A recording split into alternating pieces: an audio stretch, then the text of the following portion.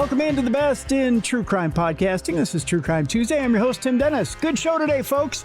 Jessica Freeberg on the way with Dumb Crime, Stupid Criminals in just a bit. But first, I got to read an exciting and very interesting book this past weekend. Model Detective, a true story of heels, handcuffs, and homicides was the book I got to read. Michele Wood is our guest today. I'll tell you, it was an interesting perspective of the Chicago Police Department, of Michele's life, and I'm going to bring her in here in a second. Let me tell you about her first, and then we'll get into her career. For 25 years, Sergeant Michele Wood has chased the truth through Chicago's most violent crimes. A homicide supervisor, FBI certified hostage negotiator, and national true crime expert. She's lived the cases most people only watch on television. Let's bring her in now and talk about this book, which was a very interesting book, I got to tell you, and gives me a whole new perspective of a lot of different things. Michele Wood, welcome in for the first time to True Crime Tuesday. Thank you, Tim. Thank you so much for having me. Now, you are what we like to call second generation crime fighter, for lack of a better term. Your grandfather was in the business, correct? Yeah, my grandfather was, he did police work. It was very different than the type of work I did, but he was the chief of police of a small town, Terry, Montana. So getting that perspective, and you kind of got the love of it from watching him and riding around with him, correct? Yes. Yeah, he had a blue Chevy Suburban that morphed into his squad car when he was needed for any, police activity, calls for service. So it was interesting. Is it now? I'm a second generation broadcaster, so I'm going to talk second generation to second generation here. Did you get the love of it from riding around there? Was that kind of did you get it in your blood at that point, or was it later on when you started to do the police work that it really started to get into your blood there? No, I loved it as a kid, and I think that my first experience with law enforcement was my grandfather. And from then on, like with my cousins, we would play police, and everything that I did, I didn't realize it at the time. I didn't even realize what an impact he had on my life until I actually started writing the book, because, I loved TV shows, like police TV shows and dramas when I was a little kid. Mm-hmm. It was always the stuff that I really loved. For whatever reason, I gravitated towards it. But I think when I actually started writing the book and putting all of my thoughts down literally on paper, I realized, I'm like, oh, my love actually started when I was like 5 or 6 years old in Montana. That's really cool. You bring a lot of different perspectives to this book, that, not only just the small town Montana, but also the big city of Chicago. And I'll tell you this much: I admire a lot of what you do, because it's not easy. It's not easy at that level to do the job that you do. You see a lot of, let's just put it this, let's just be honest, the gross side of humanity, right? Absolutely. Beyond, but yeah, definitely. Yeah. I mean, it's just, I can't imagine wanting to, with everything you see, just personalities, what we do to each other. I can't imagine you want to get up in the morning and want to address humanity in a nice way. What keeps you in the morning getting up and wanting to put a smile on your face and saying hi to humanity and be good to people? Well, there's many reasons for that. When you see the worst of humanity, you also see the best of humanity, because we don't solve these crimes alone. You need help from the community. You need help from the victim's family. So seeing that part, number one, makes you really grateful every day. I wake up every morning grateful for everything that I have, because I realize how at a snap of your finger, in an instant, your life could be changed. So I think it gives you a lot of gratitude in life. And I think I walk around with gratitude. When I first started out on the job, I don't know that I had that. But as time went on, I, unfortunately, for the most of my career, 20 out of the 25 years, I've been in investigations dealing with dead people. So you realize that one split-second decision can change your life. So it just makes you really, grateful for your health, your friends, your family. And I think that's how I'm able to go forward. I do see a lot of bad stuff. I do see things that, terrible people do to each other. But I think just as much I see the other part of it, which is how people come together to help people. So I think that's the long answer to your question. I know I didn't want to jump into the deep end of the pool right away, but I almost have to with you, Michele, because there's some deeper stuff in the book, and that's kind of what drew me to the book. You talk about one of the toughest cases that you've ever dealt with, and it was a rape case, and it had to do with a Chicago police officer and his girlfriend, who literally typed out that she was being raped. Yes. And he didn't respond right away. Right. And it had something to do with the fact that he didn't have his shoes on at the time. Is that what it was? Yeah. So this young lady was coming home. It was right around Christmas time. And unfortunately, she encountered this person who later told us, this offender said that he was looking for a victim. So what he was doing is he was looking for what he would, perceive as someone weak that he could overpower. So he did see this girl walking down the street, and he made a decision. He zoomed in on her and he said, okay, if this girl turns right down the alley, she's going to be my victim. And these are his words, not mine. So he did attack her, and he brutally, this is the most brutal sexual assault I've seen in my career. And this was years ago. Still to this day, I haven't seen anything as horrific as what this guy did to this girl. And during the middle of the assault, he had broken her orbital bone. He had fractured her orbital bone. And she said, can I put snow on my face? Because it was snowing. So he allowed her to go down and pick up snow because she was bleeding profusely. And during that time, she texted her boyfriend and she said, I'm being raped in the alley. And for whatever reason, he looked at the message and, he's sitting down. It's near Christmas time. He's off. He's sitting on the couch and he looks at the phone. He's like, what? And people think things like I'm being raped. Like, is someone bothering you? Are you talking about rape where, you pay too much money for something? Like, just stupid things go through people's head. And he just didn't respond. Where he's like, what? And it was just, a few minutes later where he probably was like, okay, well, let me see where she is. She should be on the way home or whatever it was. She had made it home around that time, and he realized that she actually was sexually assaulted. So it was no fault of his, but it was just crazy because, I get there and I'm mad at him. I'm like, what do you mean that she texted you and you didn't respond? I go, do you guys joke about this stuff often? He's like, no, never. I go, then why would you think she was joking? Right. And he didn't really have an answer for it. But yeah, I know that's something that he probably had a really hard time with afterwards, because when we showed up, he had his tactical vest on and he was a suburban police officer. Mm-hmm. But I just remember thinking, like, you got all this stuff on now, like what happened a few minutes ago. Right. And, I felt so terrible for this young woman. And just the heinousness of the crime. But at that point, I was mad because I'm like, we could have got this guy. We could have caught him right away. And unfortunately, now there's a manhunt for this predator that, we later learned what a predator he really was. But this guy's out on the streets now. And, we don't have a lot to go on right now. I read that passage in the book and I think to myself, if my lady texts me and tells me she's being raped, I throw on, if I don't have socks on, I don't care. I throw my shoes on, I grab a bat and I go run out in the back alley and I beat the crap out of the guy. Yes.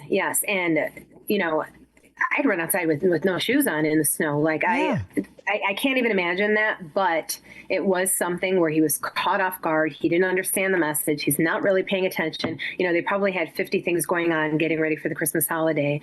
But yeah, and that stuck with me, because I had an incident when I was a little girl that was very similar to this incident. And I think that my anger might have been a little misplaced too, where I'm like, how dare you let this happen to her? And, he didn't let it happen to her, but it was an unfortunate response by him. It wouldn't have stopped what happened to her, but we might have been able, to grab him a little quicker. I understand that, and I get where you want to. I guess I don't want to say diffuse the blame on him. I get that, and different people react different ways. Yep. I just know how I'd react. Yes. And I guess in that there's anger on my part when I read it, when I say I don't get it. I Right. guess. I mean, Tim, if you think about my mom with a similar incident that happened to me when I was a little kid, there's a part of the book that talks Yes. about Yep. where when I was attacked by this man, my mom picked up a shovel or a bat or whatever it was. I couldn't even finish what I was saying to her before she reacted and was running down 3 flights of stairs after this person that attacked me. Yeah. And the fact that, a similar situation where you would think someone's going to run after the person that's hurting the person that they love didn't happen. Yeah, it didn't sit well with me at that point either. But then meeting him and talking to him, I did, feel bad for what he is going to go through for the rest of his life. I get what you're saying. I get what you're saying, Michelle. And I get what your mom did. I mean, I totally get it. I mean, there's a, maybe it's just my personality. And I relate to what your mom did there too. And I also relate to, I don't want to blow the entire story for people who are going to pick up the book, but that I relate to what your mom did afterwards. And that is, putting that can of mace in your hand and, Yes. and use this, if you have to, whether you question anything or not, use it. Yes. Because it taught me a lot. Yeah, because you don't know who you can trust. And maybe that's a cynical way of living life. But I mean, and I guess this can transition into our next part of what we'll talk about here. But that is it better to live optimistically or cynically in this life, do you feel? I mean, in your experience, having been a police officer for so long and seen what you've seen, is it better to go through life with rose-colored glasses, or is it better to be cynical? Maybe a little bit of both. My head is always on a swivel, but it doesn't, it isn't in a way that affects me negatively. I like to think that I'm, hyper vigilant when I'm going down the street. There's things I don't do. Like I tell everyone, I'm like, I don't get gas at a gas station near the highway because I know that carjackers carjack people near highway entrances so they can do a quick escape. Like I'm well aware of all these things. And a lot of the stuff is from the police department, but some of it's from just growing up in a city and, in a big city and being aware. So I do love to go to places where you can perhaps live with those rose-colored glasses. But I would prefer, my thing is always to tell women and men, but especially women, you don't have to be polite to strangers. It's more important to be safe than it is to be friendly. And I learned that the hard way myself.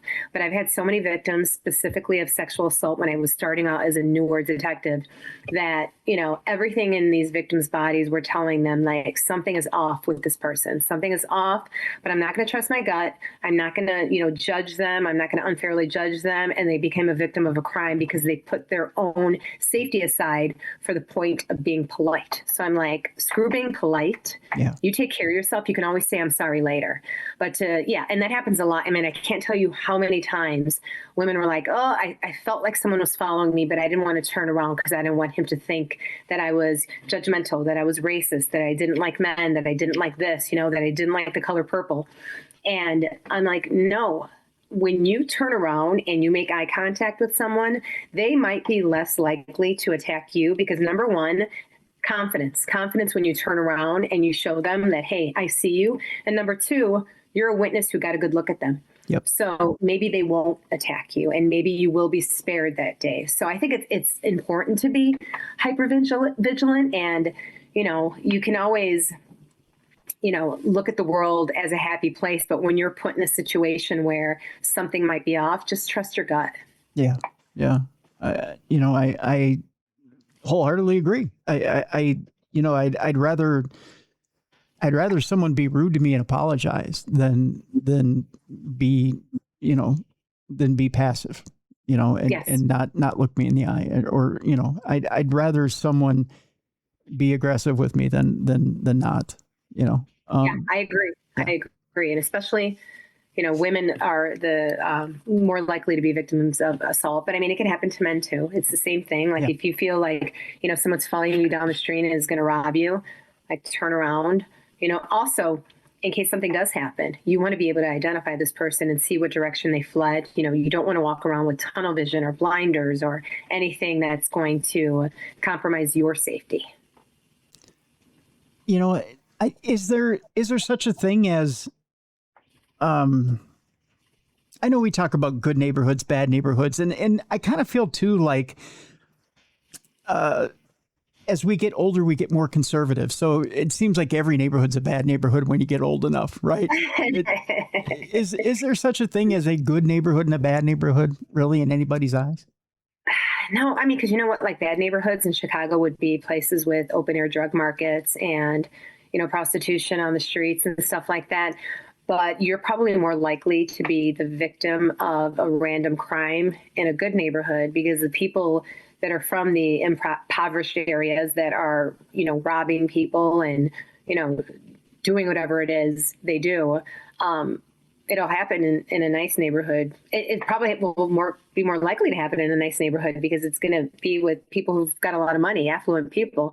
So, yeah, I mean, there are good neighborhoods where, yeah, you don't want to walk down the street with blinders on, but you could be a target in an area like that just as much as you would be if you're walking through, a dope block or, prostitution area.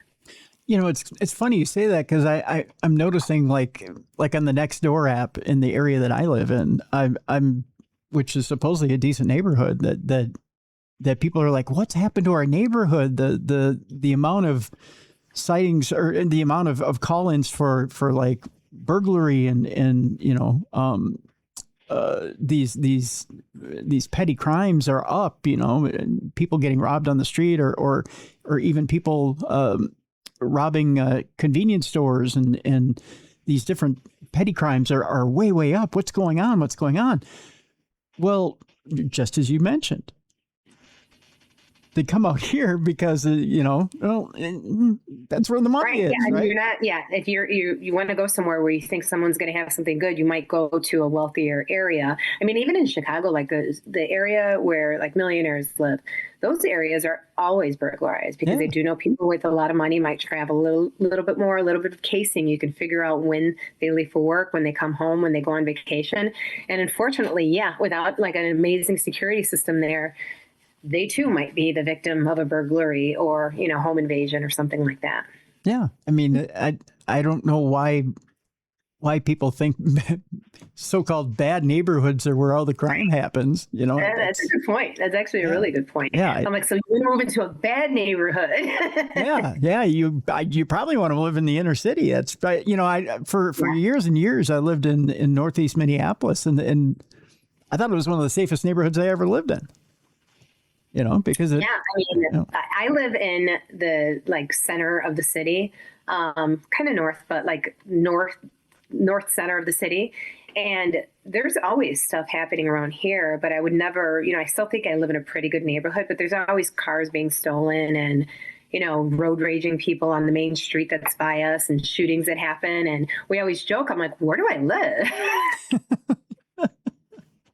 Yeah, it's just to me it's a little bizarre that so-called neighborhoods get a bad rap where you actually look at the crime rate of some neighborhoods, and it's comparable to, if you look at the suburbs, it's probably comparable to what's going on in the suburbs. It's just a different kind of crime, Completely. Yeah, I agree with that 100%. Like, there's not going to be drive-bys probably in the suburb for the most part, but there'll be other types of crimes that, could be worse, like robberies. Someone puts a gun to your head and robs you is going to be really traumatic, and it's probably going to affect you for the rest of your life. Yeah. Or the person that does get, robbed. Right. Is there, in your experience, is there a correlation between, like, say, a robbery and a rape? Is it just a turn of the page?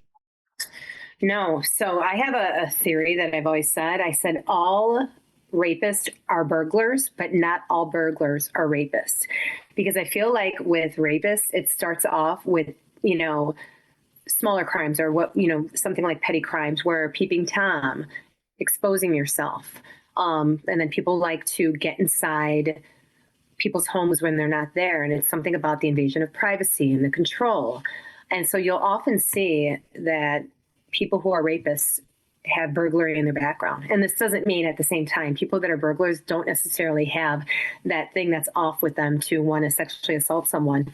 But in this case, that's in my book, this guy was just an opportunist. And he was going to just rob this girl. He was a robber. He was on home monitoring, which he had an ankle bracelet on. Or he should have had an ankle bracelet. I don't even remember if he was keeping it on or not. But he had just got out of jail for some pretty violent robberies. But the judge let him out and thought that, he could coexist with people, which he could not, because he's a very bad person. But he probably wasn't setting out to sexually assault someone. He was going to rob her, and he saw how she went along with everything he told her to do because she was scared and she thought he was going to kill her. And she was a very attractive girl. So unfortunately, this was his first sexual assault, but his history was burglary, robbery. And for whatever reason at that point with this young lady, he decided to sexually assault her and just totally destroy her, like beat her senselessly. And so but people like him, like I can say some people can be rehabilitated. He cannot. He cannot. He should never be out. And he will be out in my lifetime, but he should not ever get out of prison because unfortunately our prisons are not made to make people better, and he'll come out and he'll probably be worse. So I know it's a delicate question, but how can we change that? How do we change that to either make the prison system more rehabilitative or change it so that we can change sentences to put people away permanently so that they're not a danger to society? I think a lot of people, like even people who commit homicides and murders, sometimes it's one bad mistake that put you in that situation. So I mean, I'm definitely not sticking up for murderers at all, but they might be able to be rehabilitated. If it was something that you're high on drugs and you did this, or you went somewhere and you beat someone up and, or if it's gang violence, stuff like that, I wouldn't say that those kind of, criminals can't be rehabilitated. But when you have this urge for someone who's a legit sexual deviant, I don't know how you fix something like that without some kind of medication to stop the urges, other than hoping they become a nice person. But other types of crimes, I mean, I think the prison system is set up terribly because I've had plenty of handyman and construction guys that are convicted felons that I've hired. I come in contact with all different types of people in my line of work. So to me, one decision like that, or one thing, if someone's like, I'm a convicted felon, to me, it's kind of like, well, what did you do? And if certain things, I can be like, okay, I can understand that. And even when people are like, no, I did something terrible and this is what I did. Those things, I think human beings can probably be rehabilitated unless you're just evil to the core. But yeah, I've got no excuses and I've got no answers for people who are legit rapists because I don't understand that at all. And because I've worked those crimes in the beginning of my detective career, I have a disdain for anyone involved in those types of cases. If it's not something like, okay, I was 17, she was 16, we were dating. I have seen people hung up on those type of crimes, and that's unfortunate because they're not looked at any different than stranger danger. So I don't think that happens as much as it did when I first started my career. Because laws have changed, and I think, judges might understand those types of things. But yeah, you don't want to look at someone that was dating someone that was a year younger than them, and now they're placed in the same category as the person that I mentioned in my book. And it's where do you consider a serial rapist a serial rapist? How many do they have to commit before they're a serial rapist? 3. All right. So there's a clear line. There's a clear line. All right. Just so we're clear. Serial murderer, is it the same? Is it 3? I believe so, yeah. Different people like FBI will, say their version of what it is. But typically for us in, city law enforcement, 3 or more is considered serial. Okay. Do you believe that, is it the same for a serial rapist as it is a serial murderer? Neither one's is able to be rehabilitated once they get that taste, they're done? Yeah, you know what? I mean, if someone killed 3 people, they probably don't ever deserve to get out of prison. So if they're in there and they're doing something better for their life in there, that's fine. But I would never be like, yeah, this person only killed 3 people, let them out. Like, what led them to do all of that? Could that be fixed? Probably not. Yeah, because I love picking your brain here, Michelle. I know they say there's no such thing as a dumb question. I may have people screaming at me right now through audio or video. But I just love to get this opinion from you. When you see a prisoner, let's say a serial murderer, and you see them on TV and they're saying, I found Christ, or I found religion, or I found a better way, does that scream con job to you?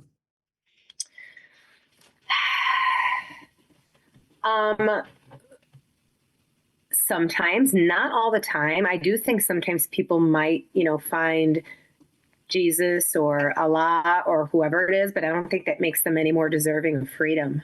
I've dealt with a lot of serial killers. I actually went and interviewed a serial killer about 2 months ago, and this guy is a con, and he's probably committed other murders. And the reason I went to talk to him with 2 of my detectives is because we think he's involved in other cases. But this guy is bad to the bone. And, every time I talk to him, because I've gone out and over the last 15 years, I've talked to him 1, 2, 3, 4 times. And he writes me letters. He writes me these creepy, weird letters. But, I figure before I retire, I'm going to at least try to get some more information out of him. But he always tells me, Michelle, I'm going to pray on it. I'm going to pray on it. And then sometimes I get out there and he likes visitors, so he wastes my time. But I always figure at some point he's going to give me something I need, which he does. He slips up and gives me information that I need. But him, did he really find God?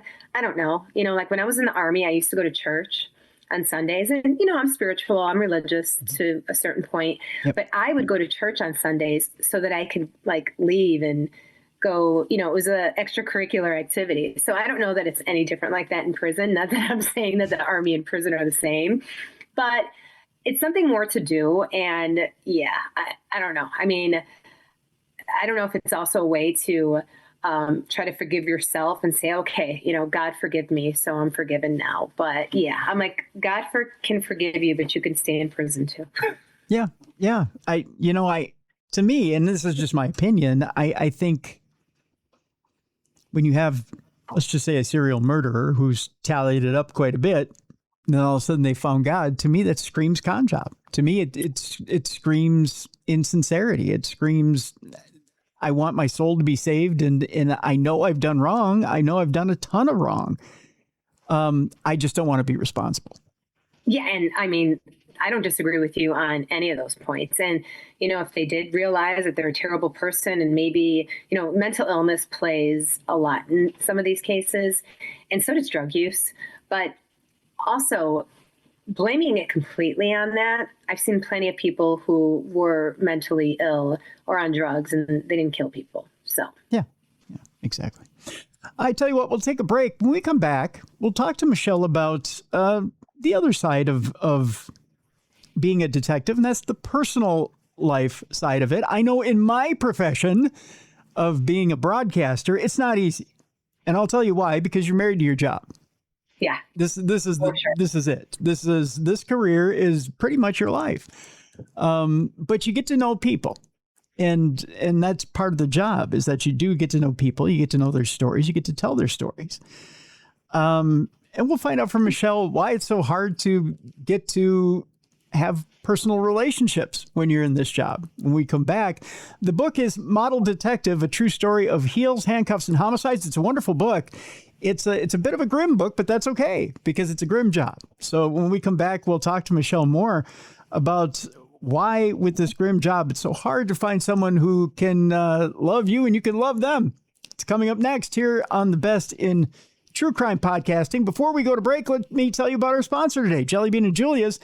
They've got specials all this week, Tuesday, Wednesday, Thursday. It's happy hour, by the way, $3 off tacos, nachos, and quesadillas. Boneless wing baskets are half off domestic, half off domestic taps bottles, single pour well drinks as well. On Friday nights, the smoked prime rib dinner, folks. It's amazing. 14 to 16 ounce prime rib available for you. as well as the tequila berry salad. That sweet and tangy dressing is available on that. That salad, I tell you.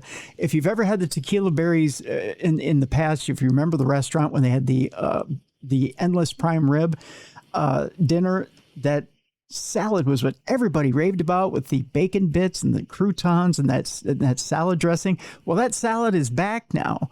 And Corey and Coley serve it with the smoked prime rib dinner. You've also got the Boston baked potato with it and the Texas toast. That smoked prime rib dinner is served from 4:30 until close. And I guarantee you better get there a little after 4:30 because it's served until it's gone. So it's gone pretty much just a few hours after they serve it. So smoked prime rib dinner on Friday. And of course, breakfast is served on Sunday and on Sundays only. So go to where you're welcome. Go to where your family. Go to Jelly Bean and Julia's, jellybeanandjulias.com. We have a link in the description of this program. When we come back, more with Michele Wood. The name of the book is Model Detective, a true story of heels, handcuffs, and homicides, right here on the best in true crime podcasting. This is True Crime Tuesday.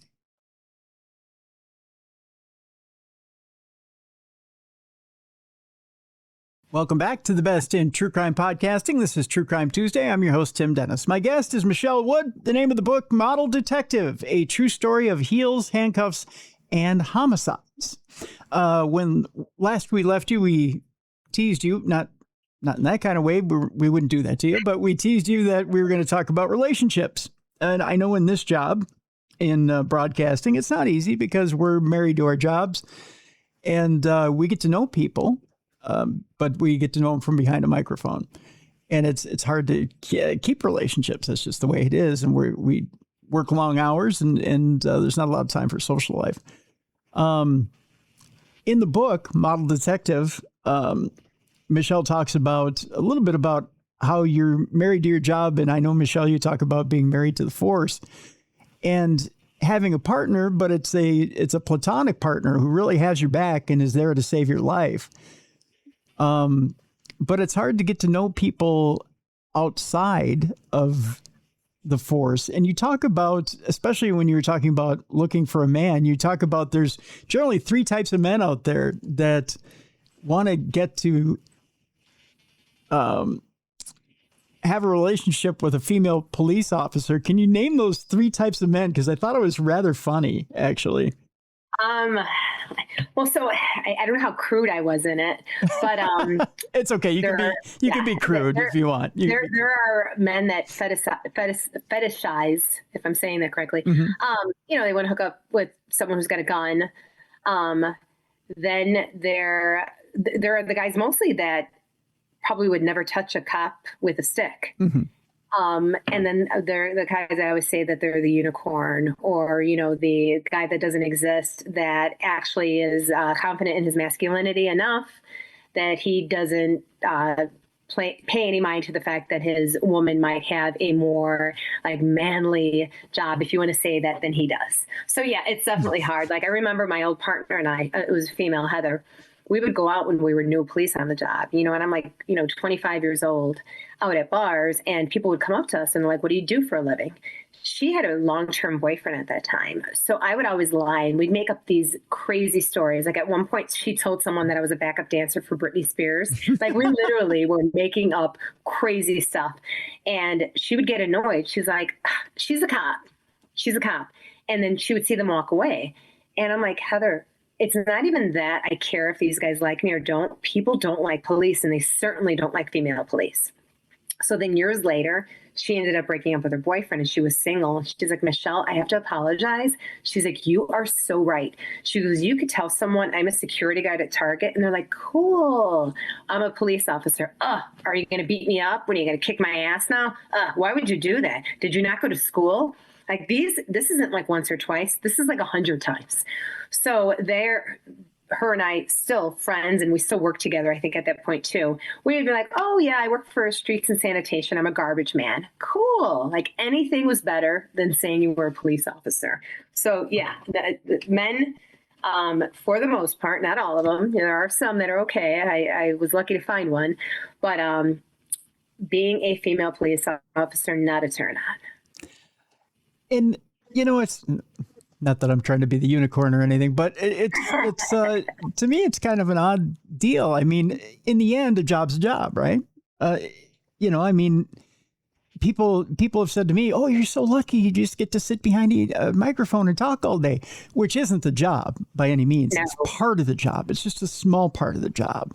As I'm sure you tell people, doing what it is I do, what you think my job is just a small part of that job. There's paperwork, there's processing a dead body, there's investigating, there's all this, there's different aspects to my job. There's stakeouts, there's other things. What people think, like you and I sitting down and talking to each other, is just a small part of my day. Yes. There's taking care of ad sales, there's taking care of answering emails from listeners. There's, booking guests. There's all there's other things, talking to publicists. There's, oops. Sorry, we froze there, Michelle. Hold on. Just 1 second here. Whoop. We're frozen here. What's going on? Oh, we froze there. Just a second. Yeah, sorry, that's my, I'm in a area of town where, let me write down the time here. I'm in an area of town where everybody works from home. And so Comcast is horrible here. So yeah, sorry about that. Okay. So here we go. 3, 2, 1. So everybody assumes that when it comes to broadcasting, that it's just sitting down and you just talk to people and that's it. You're like, I wish. Yeah, I wish that was the job, but it's not. And I don't ever complain about that. But there's multifacets to every job. So I think for people to go, oh, Michelle's a cop, she just goes Rodney King on the bit and that's it. That's far from what your job is. And I think it's kind of I hate to use the word stupid, but I'm going to use it because vocabulary is not my strong suit at this point, Michelle. But it's kind of dumb to think, well, the only part of Michelle's job is busting down doors and busting heads, right? Yeah. No, it's not that at all. Like, I find it that I get the criticism both ways. So like people are like, oh, you're in investigation, so you don't go on the street, do you? I'm like, what do you think? I solve cases from my desk? I'm like, no. I'm like, we go out to the crime scene when, someone is deceased. I'm like, we process the crime scene. We talk to witnesses. I'm like, we recover the evidence ourselves. We process the evidence. We send the evidence in. I'm like, and then we go out, anything we do afterwards, like the search warrants. We go out and do the search warrants ourselves, the arrests, the surveillance, hiding in bushes and looking for people. I'm like, we do all that. So I'm like, one-stop shop. We do everything. But there's lots of downtime too. So there are, times where so many things are like sitting around and waiting, waiting for someone to come in that we're waiting to interview that doesn't show up, or going to their house and showing up and they blow us off. I mean, I would say most of my time is spent chasing after people who are blowing me off. So that's part of the job, though. I'm going to ask you a question you're going to think is unusual, but don't you think most of the guys that don't want to date a cop are the guys who are the guiltiest, who probably would cheat on you?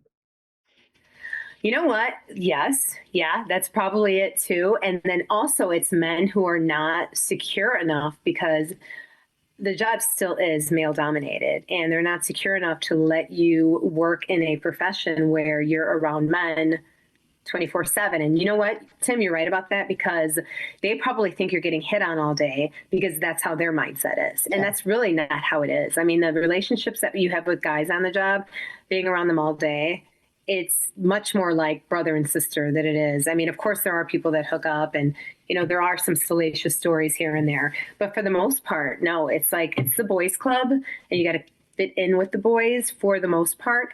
I'm like, but it's mostly like ball busting all day. Like it's definitely not, being hit on sometimes, but for the most part, no.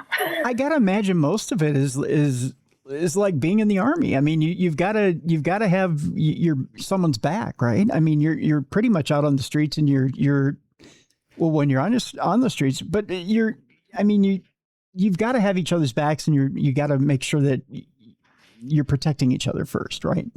Yeah, and I've always worked on teams, so I've been lucky that I kind of got to pick the people that I worked with, and then when I became a supervisor, I got to actually, pick the people on my team. So I've always had really good teams, and my detectives are the ones that did the most of the work, and I was just there to make sure, when something did go wrong, I could fix it, and to, fight with state's attorneys. Like, that's my job. Yeah, there you go. I would think if someone were out of pocket with their behavior, you get rid of them right away, right? I mean, it's not, Yeah. I mean, in a second. And that's the thing with me. Like, I will do anything for you. But if you go against something that I told you to do, and I don't, I'm not a micromanager, or if you lie to me, you're dead to me, and we will have none of that anymore. And I've always told my team that, and I've been lucky enough where they've, agreed with me and complied with it. I'm like, do not lie to me. You lie to me, you're done. And also in law enforcement, we're on body cam all the time, and we're on, camera on the streets. Everywhere you go, there's cameras. I'm like, don't lie. You can always say, oops, I'm an idiot. I made a mistake, or oops, I shouldn't have done that, or I didn't realize this. I'm like, but when you lie, your word is garbage. And the second that you even lie, because, lying by omission, you could be banned from being able to testify ever again, and your career is done. So I like to start it off with, don't lie to me, and that'll probably, keep them safe in the rest of their career, where it's like, don't lie. You can always admit you made a mistake. Yeah. Let's talk about cameras for a second. Body cameras on streets, has it made the job easier, made it harder? What do you think? Initially, I was so weary of cameras all the time because I thought people weren't going to talk to us, because anytime you would have a witness in Chicago, we're a third-party consent law state, so in Illinois, not Chicago. Mm-hmm. So anytime you said, oh, can I put you on camera? No, I don't want to talk to you. I'll talk to you, confidentially or whatever. So I thought it was going to be really hard to have body cameras and electronic recorded interviews. And no, it's helped so much. We get sued a lot. Like, we get sued all the time. And in my personal experience, and I know for a fact many other officers around me, those body cams have helped us so much. I not that long ago was accused of kidnapping someone. What? Thank God everyone had body cameras on. And it was the most asinine thing in the world, because this person said that, I got in the car and I drove away, and they were able to even show that I wasn't even driving a vehicle that day. I didn't have a vehicle. I jumped in with my lieutenant, and then we went to another scene, and I got in someone else's car. So it started off there bad for this person that was suing, but those cameras were fantastic, because we had cameras everywhere. We had cameras walking into the station. We had cameras on the street. We had body cameras. There was just no merit to it. I'm like, this person should have thought before they sued the police department that they were going to look like the biggest liar, and they did. So that worked out well for me. So cameras, I love. In terms of murders, we've literally had murders where we've tracked people from 2 days before when they were thinking about doing the murder, and we saw their day because of how good cameras are. So I love them. Wow.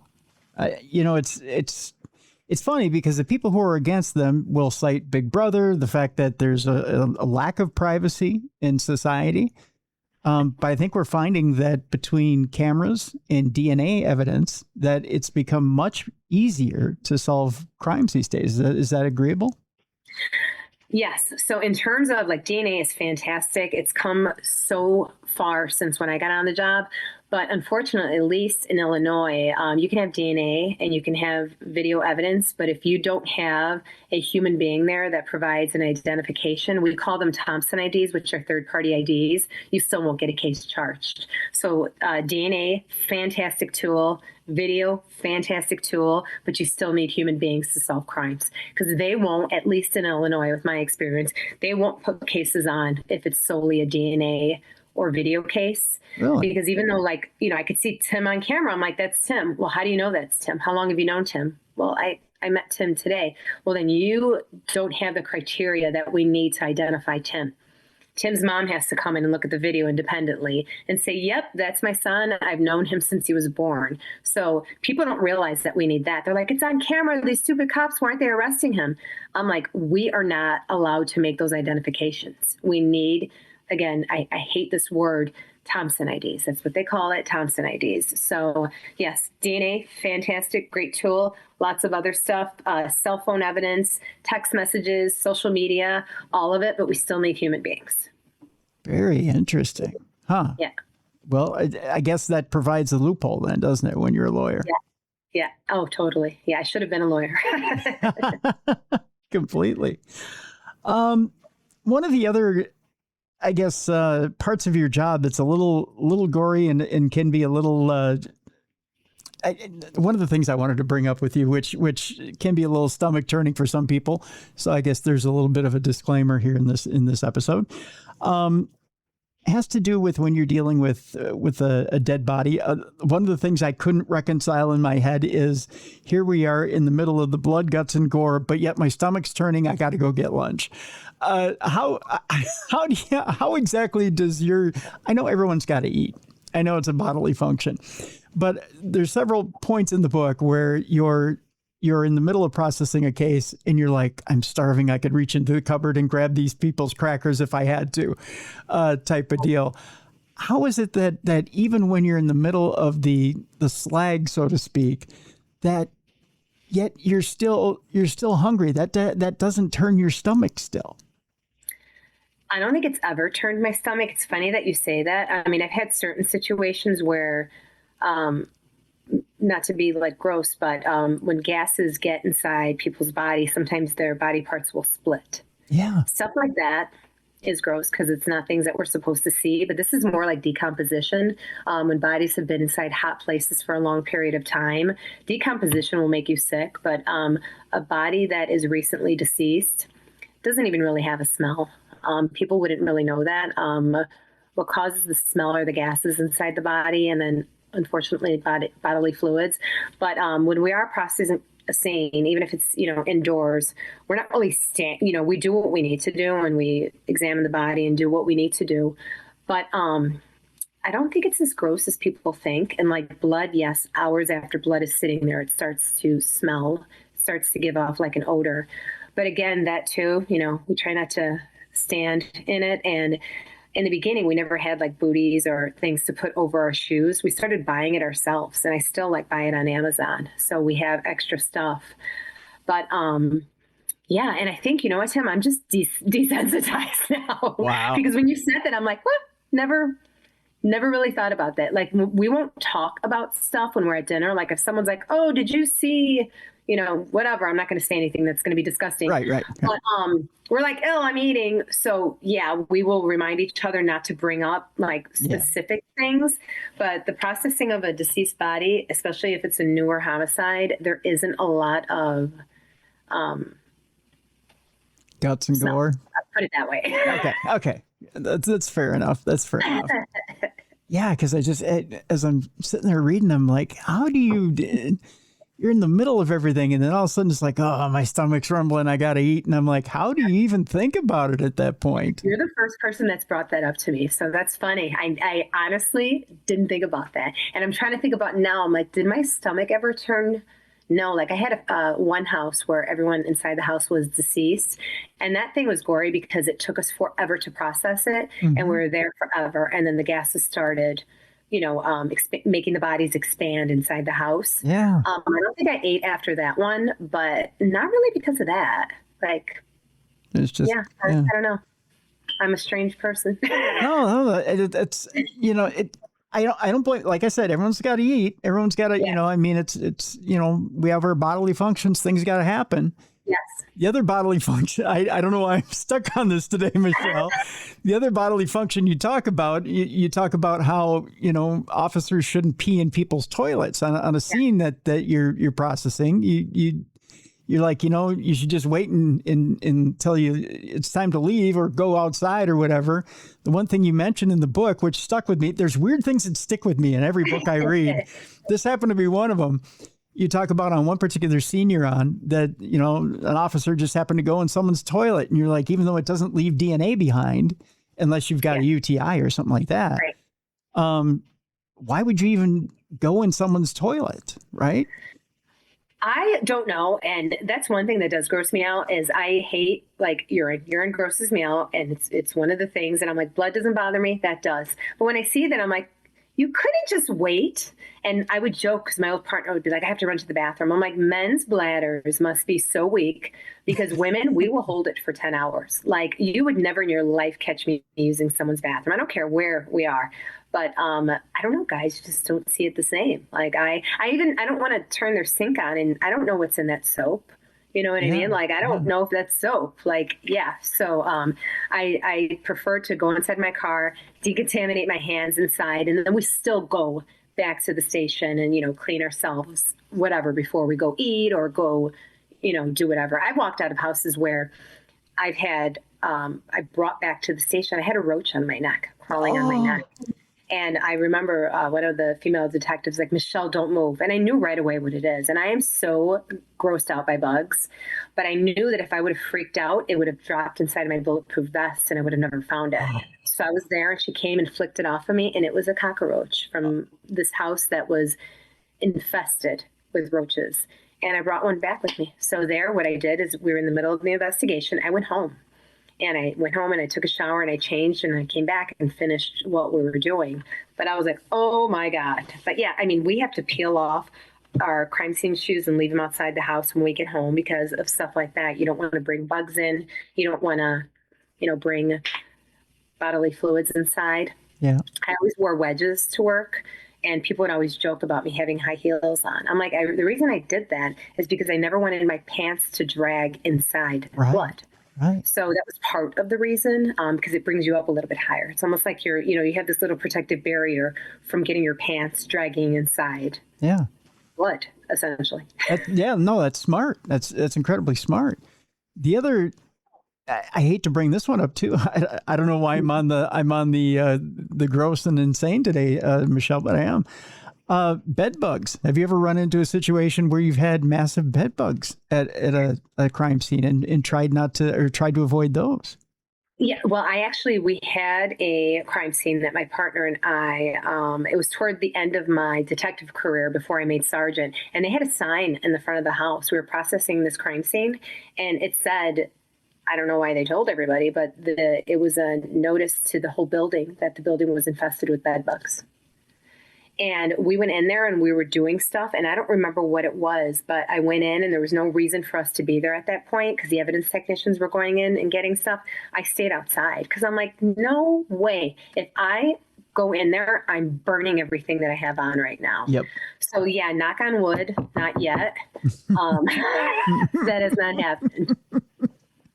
I don't think people can appreciate what you all go through when you go into these different homes. I mean, it's not just the unknown of you're going into a crime scene and is there still somebody there that could pose danger to you? It's the unknown dangers, right? Yes. I mean, absolutely. Yeah. I mean, I've gotten sick so many times from being inside houses where it's just dirty. It's just dirty. And, during the COVID era and everything else, like you can catch stuff from surfaces that aren't clean. So yeah, I remember once not that long ago, I was inside a house and I immediately had strep the next day and no one around me had strep. I'm like, where did I get strep?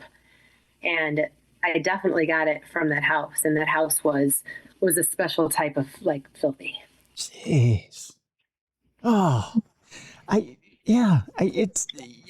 I'm wondering how you're not in a hazmat suit when you go to every one of these houses. I should be, but yeah, we're so bad with stuff like that. Like up until like COVID, we wouldn't even like carry much like PPE. And then, we did the mask stuff. And then after a while, we were around so much nasty stuff. I'm like, we're wearing masks, but we're, going into these houses that have Lord knows what. Like, we've arrested people that have had hepatitis, and we recently had a guy that had tuberculosis. Oh my gosh. So, yeah. And the thing is, I mean, we're lucky that people tell us, but imagine the people that we encounter that have stuff that we don't know about. Right. I mean, if you run across someone who's maybe, drug addled, out of their mind and sick and not able to tell you. Right. That's the most dangerous of all. Yeah. Yeah. We try to be aware and try to, like if I hear someone coughing. And what happened is one guy, he was pretty nice. He was in custody and I walked up to him and he was coughing. I'm like, dude, do you have tuberculosis? I was joking. He's like, yeah. Oh, I'm like, okay. And this was years ago. This wasn't the guy recently. This was another guy. But I was just kidding. Like I thought I was being funny, but I wasn't being funny because he did have TB. So. oh my gosh. Wow. Wow. Wow. I just, there's another chapter in the book where you're talking about the body snatchers, body cleaners, whatever you want to call them, that come in and they clean up after these scenes. And I think about even what you just talked about, where you're barely protected and you are getting ill from this stuff. What is their success rate at keeping healthy, even though they've got the hazmat suits on? Well, some of them have hazmats and other of them don't. Like they, I think, decide what their level of, confidence is with the gear, because some of them come in looking like Ghostbusters and then the other ones come in with a mask on. So I don't know. I mean, that's a job. Like they definitely don't, I don't know what they get paid, but I know it's not enough. I can't imagine they're getting paid enough. Is that can't be a job where you do it for the love of the game, right? I mean, you got to be a different type of person to want to do that kind of a job. I don't know. I mean, lately it seems like it's younger people. So maybe it pays good for someone who's in school or someone, maybe like a convicted felon or someone that, is having a harder time getting background checks. But I don't even know if they'd allow a convicted felon to do it because of the fact that you're, in proximal location to law enforcement and things that you probably shouldn't be, privy to. But yeah, that's a good question. I don't know. But whatever it is, I don't care if it's a lot, which I know it's not. It's still not enough. Right. Yeah. Fascinating stuff. You've got such fascinating stuff in this book, Michele, that it just, it gets the mind turning, right? When you start to think about thank you. The different things that go on in any department, but much less the department there in Chicago that you've been working with. And just the different things that you deal with, even as a female officer and a female sergeant and someone who's in charge. Yeah. You've really gotten through a lot. If you had one or two messages that you wanted to convey here that we haven't covered, what would you want to convey to our audience today? When I went on the job, and I think it translates to anything, even like corporate America and everything else. Like my ignorance was bliss, because when I got on the job, I'm like, oh, I'm going to be a homicide detective. They're like, no, kid, you're not going to be a homicide detective. Broads aren't homicide detectives. And I was like, no, that's really what I want to do. So I pushed forward, not knowing that I wasn't really supposed to do that. So I think that's true in any type of job. And now I tell, because I teach pre-service detectives after they're promoted. My partner and I teach a class, and I tell them, I'm like, in the past, it was really hard to get into these specialty assignments in the police department. Like if you wanted to be undercover and, you had to know someone. And now I said, always let someone know what you want to do, because someone might pluck you out from where you are and take you under their wing. And that's what I do with a lot of people. So I'm like, whatever you want to do, speak it to the universe. And if you really want it, it will be yours. Okay. Interesting. I mean, I have an odd question. Again, I'm full of odd questions for you today, Michele. No, I'm full of odd answers. What was more fulfilling to you in your career? Your closest personal relationship or your closest partnership? Well, I will say it was both, because one of my partners on my team ended up being my husband later. Oh. So, yeah, we went to high school together, and then we were both married to different people while we were on the team, and our divorces ended because, Tim, like you said, we were married to the job and didn't pay attention to what was going on at home. And we were always really good friends, and we worked really well together.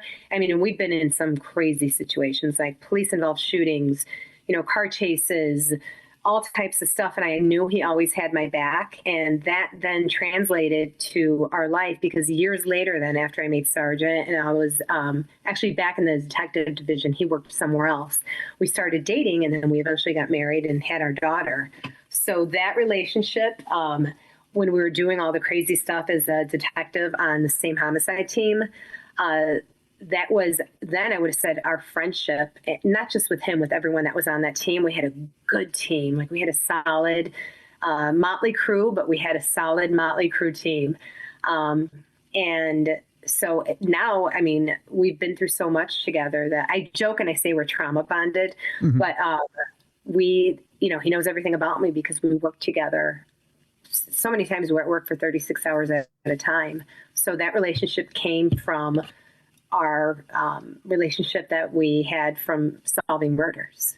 Do you find that relationship's different now than even your first 5 or 10 years together? Well, we've now only been together for 9 years. Okay. So then is it different now than the first 5 years you were together? It's not. It's really not, because the same ball busting. And it's funny that people that were on our team that see us together now, it's weird for them because we're all friends. And then it's just funny how we morphed into that. And, my daughter now is 5 years old. So we have a little girl, and no one would have ever thought that. No one. But yeah, it came from those long hours, and, we worked nights. So we were never home. We were at court all day.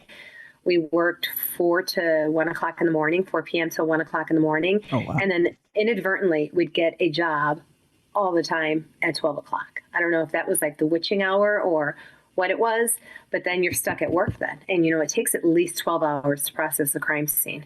So then, we're at work till noon. If, we have to go to court, we still might have to pop into court for stuff, but we start work again that night. So it went like that forever and ever. And, glad I did it, but I would never do it again now. Like my detectives now, I tell them to prioritize sleep. I'll make it so important. Like we don't want to die in this job from heart attacks or whatever because we didn't sleep. Yeah. Yeah, that is important. I would never ask a lady her age, but I'll tell you this much. I know at my age, as you get older, pain sets in and it's harder to sleep. So get your sleep while you can now. Because take it while you can. That's right. Because when you get older, it's harder to get. So take it while you can. You're right. Take it while you can. The book is Model Detective, a true story of heels, handcuffs, and homicides. It's a wonderful book, folks. It's put out by Wild Blue Press. We have a link in the description of this program. So go get it, go read it. And it's a fascinating journey, Michele. I tell you, you've led a very full life and a very interesting life at that. Thank you so much for being with us today. Thank you. You're awesome. Thank you so much. Thank you. Thank you. Folks, we're going to switch directions here. We're going to take it in a different direction. It's time now for us to join Jessica Freeberg. It's time now for Dumb Crimes and Stupid Criminals. It's Crayon News story time.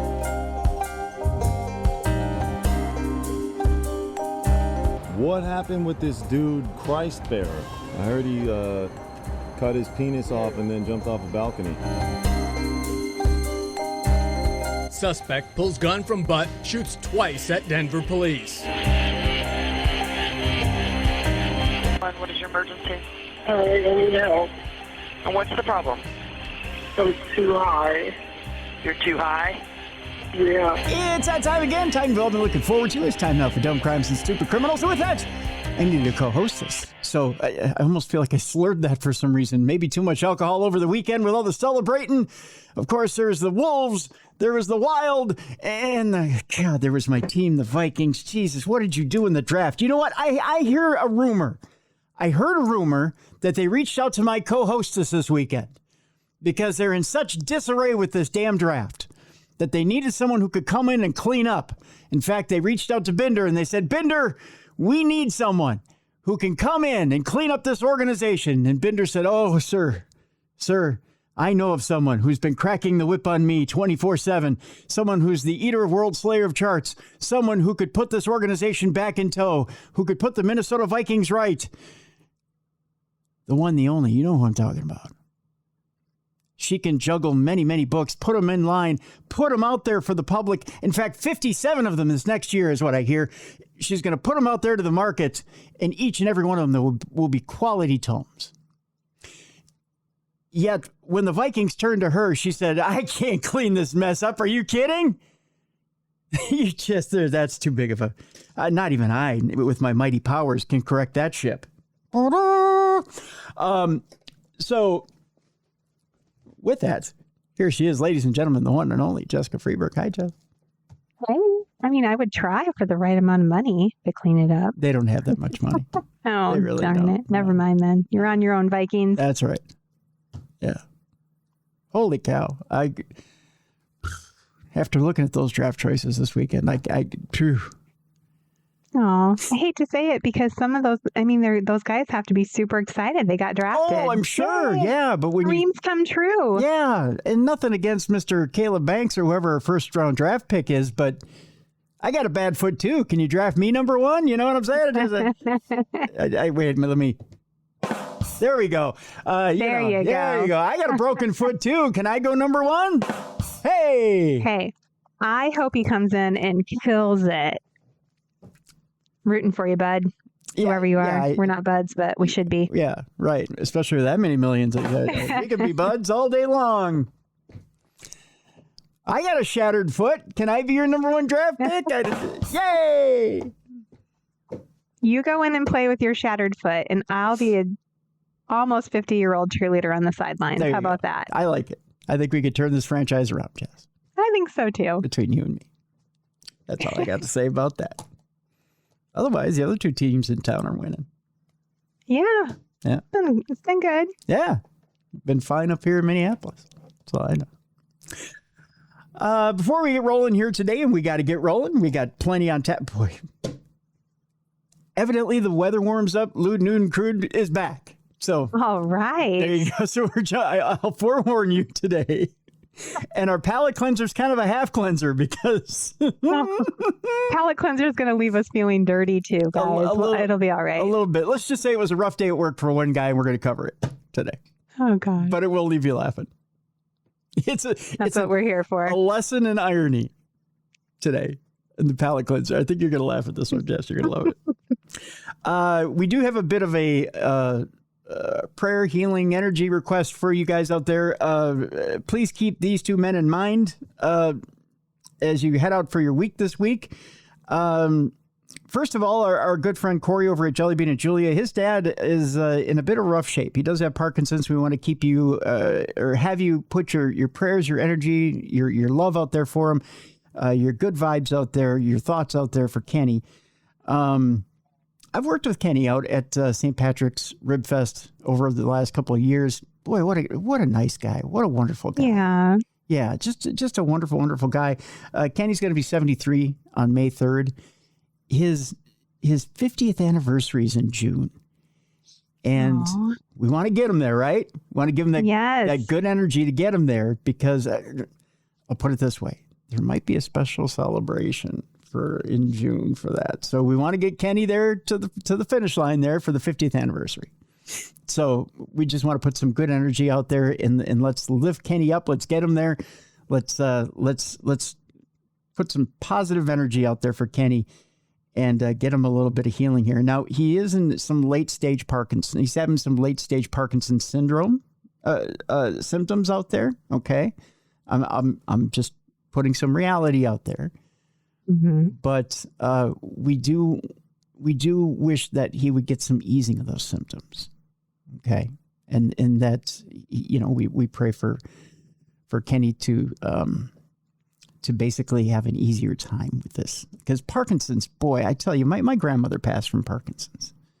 Yeah, it's rough. It is. It's a rough disease. So, and Kenny is he's such a wonderful man. He really is. So, just praying for some easing that the doctors can do something for him but such a wonderful, wonderful man. So, Kenny Swap is his name. And currently he's undergoing some care at Unity Hospital in Fridley. He's undergoing a 3-week treatment over there. So if you can, just, focus your prayers and energy and thoughts on Kenny Swap over there at Unity Hospital in Fridley. I'm going to be selfish again. You guys have been wonderful about praying for my old man, for Roy Dennis over there in White Bear Lake. Tuesday today is it. He's had the PICC line removed, so he's gotten past the infection part in his spine. Now is the cancer surgery. He does have Paget's disease, which is a form of male breast cancer, and they are looking into the lymph node. They did a lymph node test as well, or they're doing a lymph node test before he goes in today to make sure that that cancer isn't spread to the lymph nodes. If it has, they'll remove some lymph nodes today as well. But by the time you listen to this, he'll be either on the table or off the table, depending on what time you get it. And he will have had a section of his chest removed today. So, but please send out your love, your thoughts, your prayers, your energy to Roy Dennis. And he'll in either Edina or White Bear Lake, wherever he, no, I'm sorry, Burnsville or White Bear Lake. He's having surgery in Burnsville today. So, please send a little out to him as well, so that he heals nicely and we get over this hump. But you guys have been wonderful for him as well. So, and that's greatly appreciated. My family greatly appreciates that as well. All right. Shall we get into it? Let's go. All right. The first one is a little disturbing.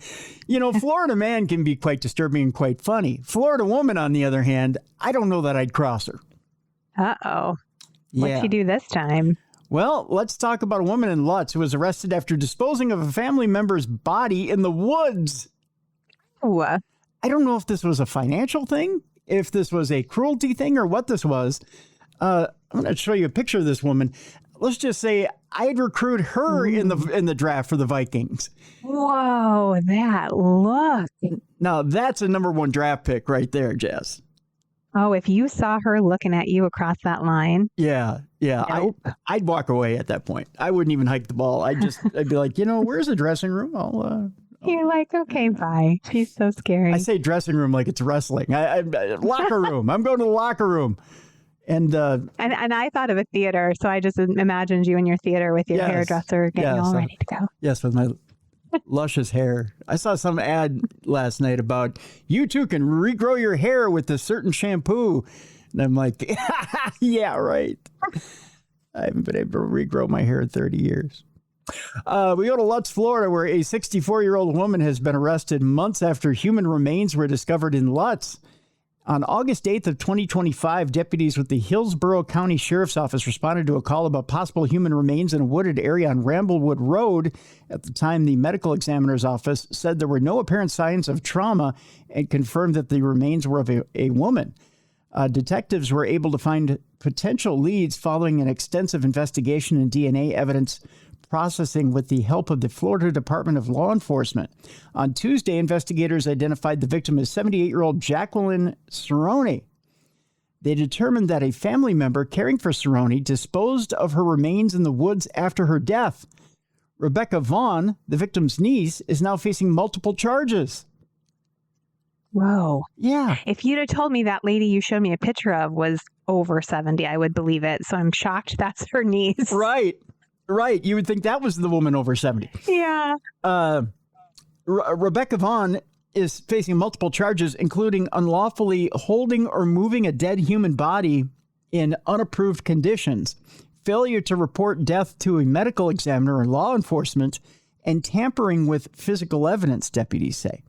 The case is the result of relentless investigative work and a critical partnership with the Florida Department of Law Enforcement. Sheriff Chad Cronister said in a statement, the actions taken in this case show a complete disregard for human dignity, and we will ensure those responsible face the full consequences. The investigation is still ongoing.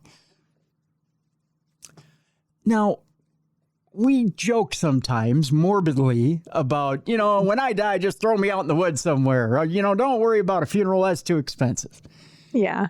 You would never think a relative would just throw you out in the woods somewhere, right? Yeah. This lady was probably like, well, she said it must have been what she really wanted. No. Makes you wonder, though, like, if she died from natural causes, she was taking care of her, she just passed, and she's like, let's take her out in the woods. Much cheaper. Yeah. That's what we used to do in the old days. Yeah, we don't need to necessarily, we can just, save a little money on the casket. Yeah, I don't think it works that way. I don't know. No. Okay. Yeah, not good. Let's see here. We go to our next story. Again, you ever have one of those days where you the story was free, and then all of a sudden they go, digital access. They're sneaky. I know. What the heck? Let's see here.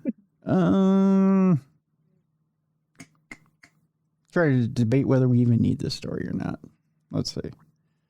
I think the universe has spoken. I think it has, hasn't it? Let's just move on. A woman is found asleep in a Tesla with autopilot on and arrested for a DUI on I-75. Now, a lot of people think that the new wave of cars is going to be the way to get out of a DUI. Not so fast. You have to be sober when you're not driving it. That's right. That's pretty much the deal here, Jess. We, again, are staying in Florida for this one. You figure this is a Florida story, right?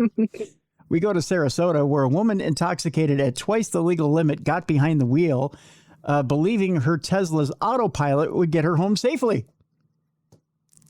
We like to think it's our butler, our friend, our buddy, and even our guardian angel, but it's not. According to Trooper Ken Watson, at around 2 a.m., 37-year-old Kimberly Brown was traveling northbound on I-75, intoxicated at more than twice the legal limit, making the assumption that the Tesla would get her home safely. That's not. She just gets in. She's like, Jesus, take the wheel. Yeah. And then falls asleep. That's not what that functions for, kids. This was extremely dangerous, Watson said. There are actually monitors within the vehicle that make sure you're looking forwards and will initially warn you. So you do have to be engaged while you're driving. It's not, it's not a babysitter where it'll go, no, that's all right. You just take a nap. We're going to get you home. Don't worry about it. Alistair Weave was quoted as saying this, the editor-in-chief of the auto publication Edmunds.com. And then ultimately, it will shut down the car and shut down the system if you're not paying attention. So, yeah, you do have to be actively involved with the car in order for it to take over for autopilot. Guess she didn't understand that part. I don't think she did. When Brown stopped responding to the vehicle's alerts, the car came to a halt in the middle lane of the interstate. Oh, shoot. That's not good. Because it doesn't understand oncoming traffic. Yeah. She should not have been behind the wheel. Unfortunately, she was intoxicated more than 2 times the legal limit, Watson said. Watson said the incident highlights the importance of always being alert before going behind the wheel and making plans ahead of time rather than relying on autopilot features. Detectives are still investigating the incident, determining where Brown was coming from and what prompted her to get behind the wheel. Oh, I don't know. Too cheap to pay for a sober cab and not wanting to get caught driving. It just seems like in today's era, there's no excuse for a DUI, DWI. Like, just get an Uber. They're not that expensive. And if you can't afford one, you probably can't afford to be out drinking anyway. Yeah. It's, I don't know what is up with some kids, some people's kids, right?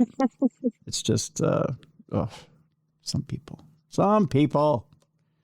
I don't know. Yeah, making it unsafe for the rest of us. We're just driving down the road and there's a car stopped in the middle of the interstate. That's right, Jess. Yeah, and then you're swerving, you're trying to avoid them, you're trying to blow them up there on the highway. I've some of the most violent crashes I've ever seen have been on Florida highways. Because you think people go fast here, and I thought people went fast in New York. But people just right down the highway in Florida, and they will violently hit each other. Yeah, flying. Yeah, they're flying. They don't care. They're like, I'll let insurance take care of it. They just, they think, oh, well.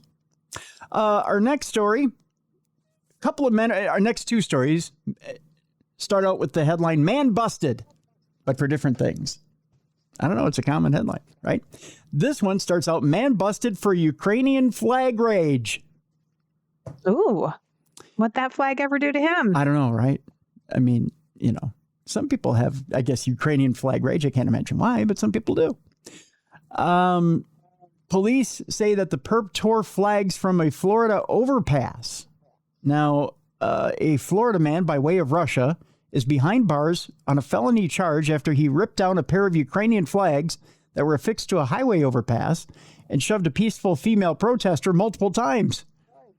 Oh, I see. Yeah. He was from the other side. He was from the other side of the war. Yeah. Right. Yeah, he wasn't too happy. Cops allege that 57-year-old Igor Piven parked his vehicle near the footbridge, climbed 3 flights of ramps, and removed the Ukrainian flags from the fence. This man had energy. Wow. He really got his workout in. There was more than 10,000 steps involved, I think, here, Jess. Yeah. Done for the day. I'll tell you this much.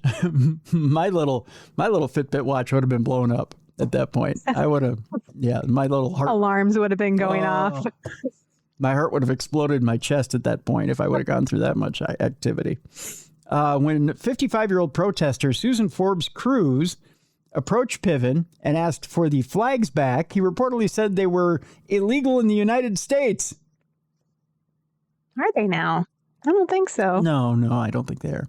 Maybe in Russia. He might have been confused. Yeah, I think he was. Yeah. After Forbes Cruz sought to physically take them back, Piven allegedly shoved her multiple times in her upper chest. Oh, no. Whoa. No. By the way, this guy looks like your classic villain in every 80s movie. Wow, he does. What is Doesn't it he? with these scowls today? They're just looking at us like they want to attack us. He looks like every 80s Russian gangster right there. I think if this is his dating profile, yes, he and that other lady from Florida Yep. should totally go out for lunch or something. That's they look like a That's real totally match. his Match.com profile right there. I'm really old that I said Match.com and not like Tinder or JDate or anything like that. In an arrest affidavit, cops reported the victim also sustained an abrasion to her right wrist from the altercation. Using video provided by Forbes Cruz, police tracked Piven's vehicle to a Seminole residence where the suspect reportedly admitted stealing the flags because he was offended and that it was illegal for them to hang them. Well, it's not his call. It's literally not illegal. Yeah, so. That's right. It's not your call. You can't make that call. It's the municipality, and evidently they didn't have a problem with it. After being read his rights, Piven said that he was angry his taxpayer money was going to the war in Ukraine and still feels that it is illegal to protest with the Ukraine flag. Again, not your call, Mr. Piven. Piven cops say also admitted that he warned Forbes Cruz that he would punch her if she continued to follow him and sought to retrieve the flags. Wow. So he's a woman beater. He's a woman beater, yeah. And a Russian villain from a 1980s film. Police, yeah. If Mel Gibson ever wants to make a comeback and make Lethal Weapon 80, he's got his villain. We found his bad guy. That's right. Police recovered the purloined flags, by the way, from a garbage bag in Piven's garage. So he was going to illegally get rid of a flag. So you can add that charge. Yeah. Can't do that. That actually is illegal, sir. Yeah. Pictured in the mugshot that I just showed Jess, Piven was arrested last night for strong arm robbery and booked into the county jail in advance of an initial court appearance scheduled for last week. Actually, this is all last week. Piven, who operates an auto repair shop, again, a trope for an 80s Russian villain who's probably a chop shop, right? Yeah. And probably running illegal arms through it. I'm just 100%. I'm coming up with a device here. Jess, am I doing a good job so far?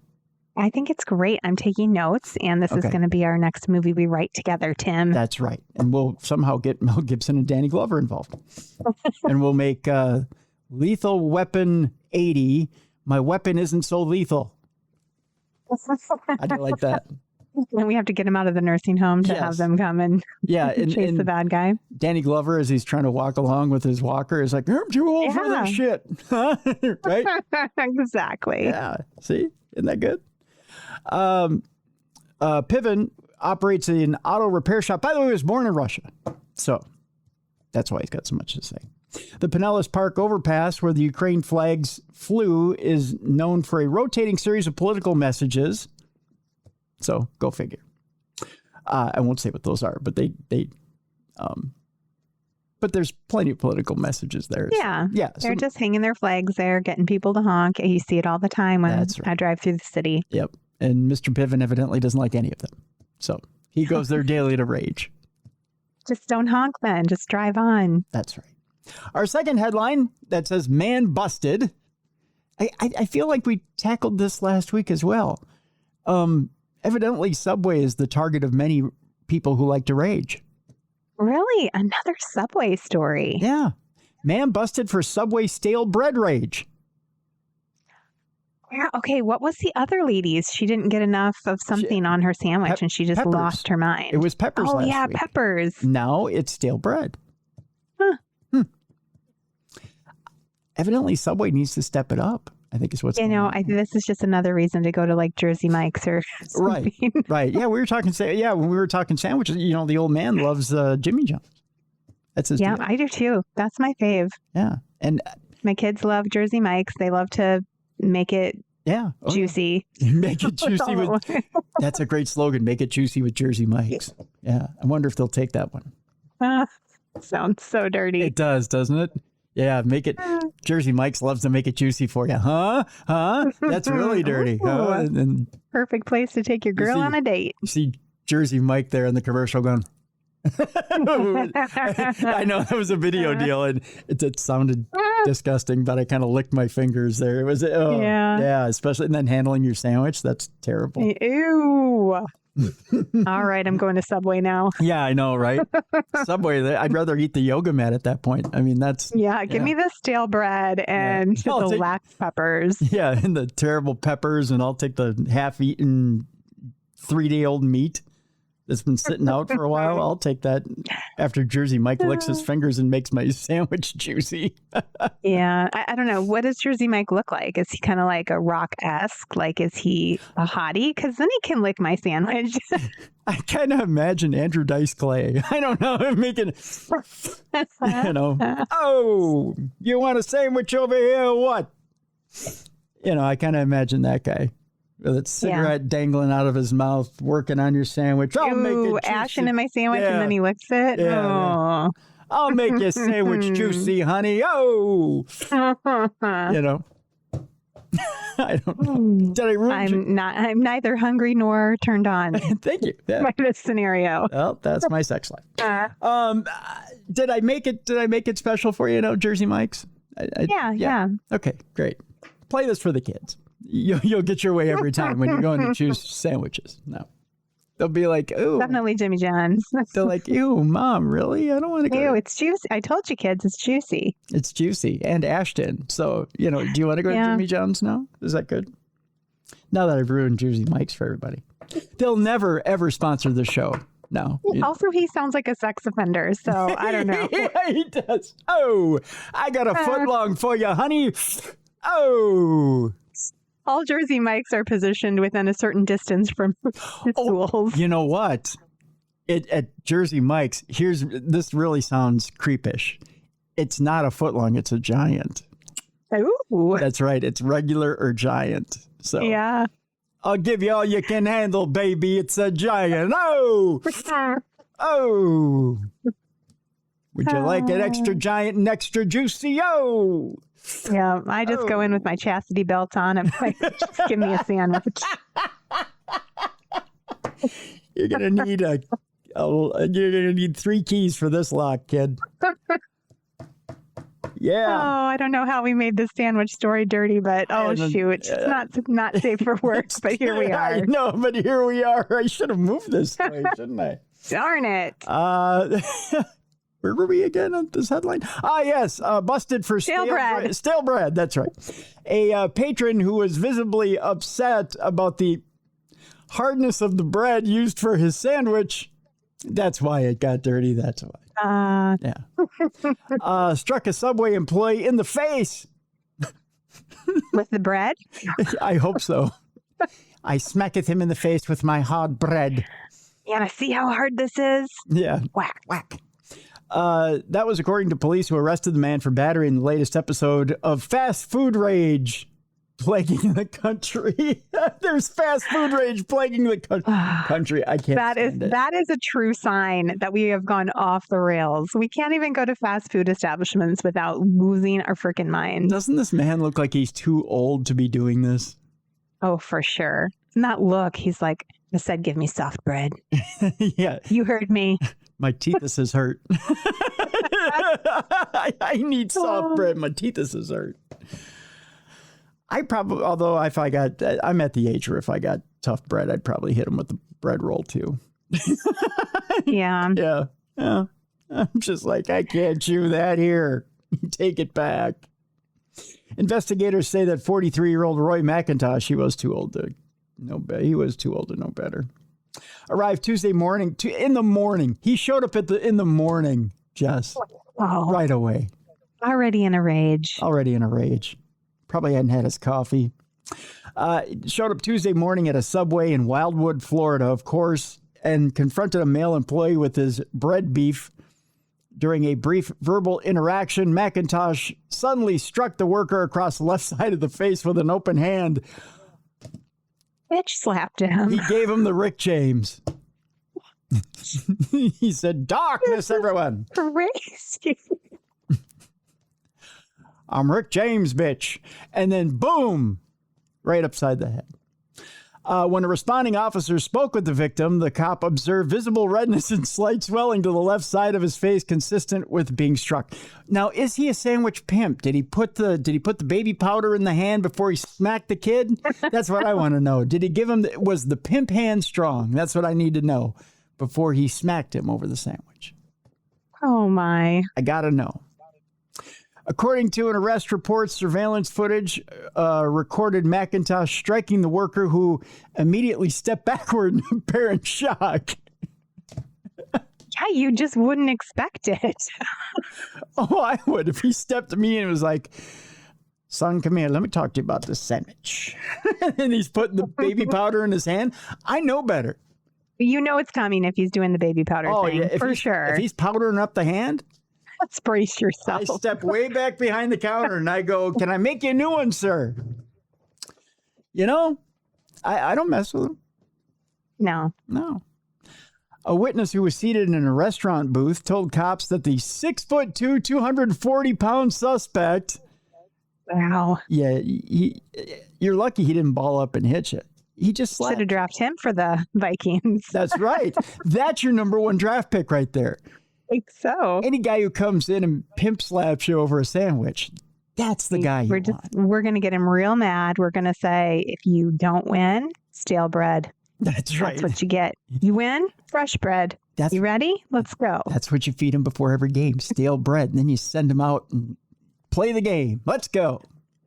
Oh. He became verbally upset and slapped the victim across the face before exiting the business. Ooh, he made a statement. Give me stale bread. Bitch slap and then walk out. That's right. Police subsequently tracked down McIntosh, who lives about 3 miles from the Subway outlet. That's an angry walk. 3 miles, that's, yeah. He got his steps in like that other guy. Everybody's getting a good workout today. They are. He reportedly confessed to striking the sandwich artisan. I love that they call Subway workers sandwich artisans. No, yes. If you're such an artisan, you wouldn't have gave him stale bread. you would have picked the fresh loaf. What's the art, Tim, to make the stale bread still appealing? Oh, to make it edible? Mm-hmm. Claiming that the victim intentionally gave him old stale bread on a sandwich he purchased a week earlier. He waited a week. It wasn't even... What? He let that shit fester. He was like, "Rrr." That's crazier than being mad that you got a sandwich and you took a bite and it's a week later you're still mad. Oh, he festered over that. He paced the apartment. Wow. He was like, "Give me a stale sandwich. Give me a stale sandwich. Give me a stale sandwich." You know, he was going over it in his mind. Yeah. And he's like, I'm gonna run up on him. No, I'm gonna walk up to him. You know, he was rehearsing it in his mind. I'll slap him and I'm gonna walk out. Yeah. I'm gonna pow. And I'm wow, like, that is wild aggression and such a weird thing to be angry about for a full week. Yeah, he's gonna be like, "You gave me a stale sandwich. I'm gonna give you a fresh one." And then he walked out. Yeah. You got to get the line right, Jess, before you walk out. Yeah. That was the perfect one. This is why he gave it to him. Oh, well, then I don't blame him. Are you ready for this? Okay. McIntosh claimed that when he confronted the worker, he just began to laugh, which caused him to strike the victim. See, some people got to come. That was the wrong answer. Yeah. Rather than, oh, I'm sorry, sir. Is there something I can do? Can I get you store credit? I'm sorry you got stale bread. Yeah. My pain is your pain. Oh, that's a good one. Oh, yeah, I like that. My pain is your pain. Your pain is my pain. Your pain is my pain. My taste buds are your taste buds. No, that's too far. But my pain is your pain. Your tongue is my tongue. Oh, that sounds like they're making up. But just allow me to do something for you. Yeah. Allow me to remake the sandwich for you. Oh, that's even better. Allow me to remake the sandwich for you. Yeah, that'd been the right answer. Yeah. Laughing was the wrong answer. Yeah. Okay. But to go, you ate it, sucker. Then bang. Yeah, you're going to get one of those. Yeah. Yeah. McIntosh was booked into the county jail on battery, of course. He was released from custody after posting how much bond for beating up an artisan. Oh, it has to be pretty low. Yeah, in Florida. We're in Florida, right? Yeah, we're in Florida, yeah. 500. You're close. Yeah. A little higher. Under 1,000. You're right there.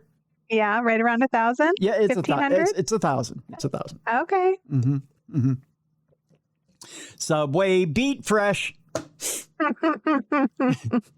$1,000 on that misdemeanor charge. Court records do not further identify the type of sandwich that McIntosh ordered, although that would have been funny if they would have wrote it in the report. And whether the bread in question was of the foot-long variety or if it was just a 6-inch. But that would have been nice. We need the details. Right. Because did somebody else get it as well? Because, when it's a 6-inch, they cut it in half and they give the other half to somebody else. Yeah, double the insult if it was like a 12-inch, though. Like, here's your 12 inches of staleness. That's a great album name, 12 Inches of Staleness. That's wonderful, Jess. As with most things of interest, in Sumter, Marion, and Lake counties, I don't know what that is. I don't know why they put that line in there. We'll strike that from the record. Strike that from the record, Jess. I don't know why, but we'll strike that from the record. All right, our next story has to do with. Oh, we're on not safe for work territory already. Oh! Get out of here! Are we already? Yes, already. Yes, we're moving along. Well, we've been making it not safe for work the whole time. I know. We probably should have put that last story in not safe for work. The whole episode not safe for work. I know. We let's rewind. All right, we've been in not safe for work territory the entire episode. How do you feel? Feel pretty good? Yeah. All right. It's been pretty funny. Yeah. It's time now for not safe for work. In this, we need you to escort the kiddies out of the room. I don't know. Maybe put on an old episode of Mr. Rogers for them. That's always wholesome. They'll learn something. I miss Mr. Rogers. I loved him. Yeah. Such good, wholesome stuff. Sometimes I feel like Mr. Rogers. I literally just said this the other day to my kids. I come inside from being outside and I immediately change out my shoes for my slippers and take off my coat and put on my little house sweater. Oh, that's so sweet. Yeah. Do you have a little trolley that runs around the house? Oh, I wish. Yeah. Well, maybe it's time to get one. I think I need one. Would it scare Phoebe Buffet if you had one? No, she's not afraid of that little vacuum that runs around the house and cleans for me. So I think she'd be fine with it. Maybe you should put a little trolley housing around the vacuum. Yes, the vacuum will be my trolley. There you go.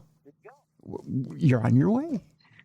We can start calling you Mrs. Rogers from now. Well, that makes you sound like you're married to Aaron Rodgers, and that's horrible. Oh. Yeah. Call me Miss Rogers. Miss Rogers. To you. All right. Miss Rogers to me. And as far as your boss goes, send him on vacation. And we'll get going with not safe for work in 5, 4, 3, 2, 1. Here we go. We're starting out with a bang, almost literally. $1 million prostitute. A sub is caught acting erratically in a Lake County classroom. What? Yeah. That's the headline. Angela Jordan faces charges of disorderly conduct. What was she doing in Central Florida, you may ask? Yes, we're staying in Florida. Seems like we never left. We go to Lake County, Florida, where a substitute teacher at Lake Mineola High School was arrested on Monday after she was caught acting erratically in class, according to the Lake County Sheriff's Office. In a case report, deputies said the incident happened at around 10:20 a.m. when a school resource deputy received a Centegix staff alert. I have no idea what that is, but it sounds intriguing. I know, right? Did you ever have one of those when you were teaching? Staff no, alert. never heard of it. I know. Isn't it intriguing? Upon arrival to the classroom, the deputy found the sub, identified as Angela Faith Jordan. You know they're interesting when the middle name is Faith. Yelling incoherently, stating that they should put her in prison for life. You know, when they start yelling that immediately, there's something wrong. What have you done? Well, we're about to find out. Investigators said they learned that before their arrival, Jordan had been yelling, slamming her hands on a desk, making inappropriate statements to students, and twerking in the classroom. Ooh, Yeah. that's illegal right there. Yeah, don't stop. Get it. Yeah, girl. This included telling students that she would engage in sexual activity with them and referring to herself as a $1 million prostitute. Wow. I doubt the word go, girl. I doubt the word prostitute came out. Probably $1 million hoe, right? I think I prefer call. I think if you're $1 million, you're a call girl. I think so. Yeah, you have to. Right. It's a little more classy. Yeah, you have to class it up. Yeah.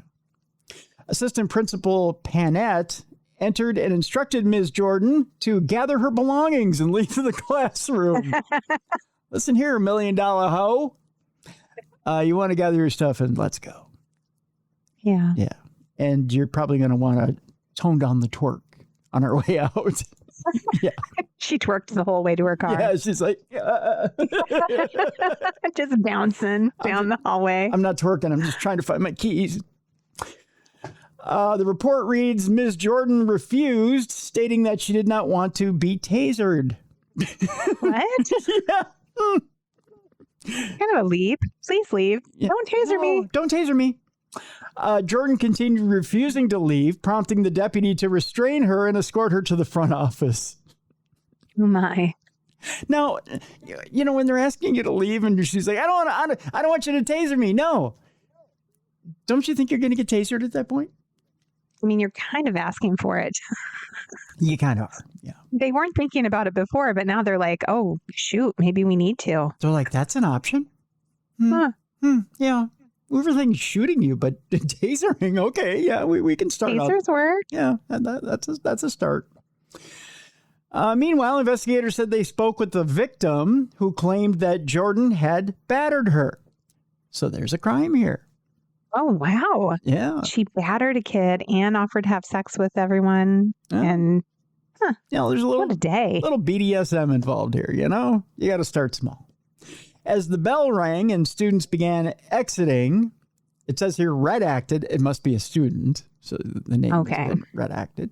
Stated she was among the last to leave when Ms. Jordan yelled at her, called her a derogatory name, and placed her hands on redacted's head and the back of her neck before moving her hand towards redacted's throat.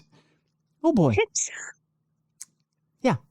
The case report further reveals that Jordan has a history of bipolar disorder, and her outburst in the classroom indicated a possible mental health episode. You think? I mean, it's either that or she's on something. That is some crazy, whacked out stuff. Right. In-body camera footage obtained by News 6, Jordan is heard claiming that she had had previously been tasered by law enforcement in Pine Hills. I think that's why she's like, don't taser me, please. Yeah, she's been there. Yeah, been there, done that. Didn't like the feeling. But no details have been released about whether Jordan actually has a criminal history.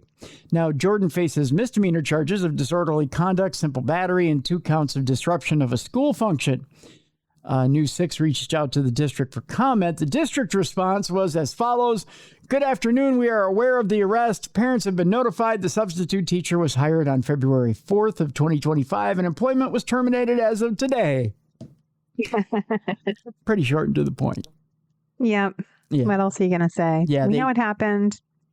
Yeah, they didn't really want to, say too much about her. They were, Let's not get into it. yeah, they weren't like, well, she was great in the lounge, but then when she got up on the table and started twerking for the staff, we thought, maybe not a great hire. Yeah. Lake County School Board Chair Bill Mathias said he was informed of the situation immediately and commended the students for how they handled the incident. In other words, thanks for not throwing your lunch money at her when she started twerking. Appreciate it. Thanks, kids. That was very moving to me, Mathias said, noting students appeared to respond with sensitivity to what they believed was a mental health issue. What did they do? Start handing her cards for their therapists? They were like, oh, here, Miss Jordan. Here, you're probably going to need this after you're done getting tasered. You're probably going to want a place to go to talk about it. So there you go. Mathias also pointed to the district's You Are Not Alone program, which places mental health specialists at every high school.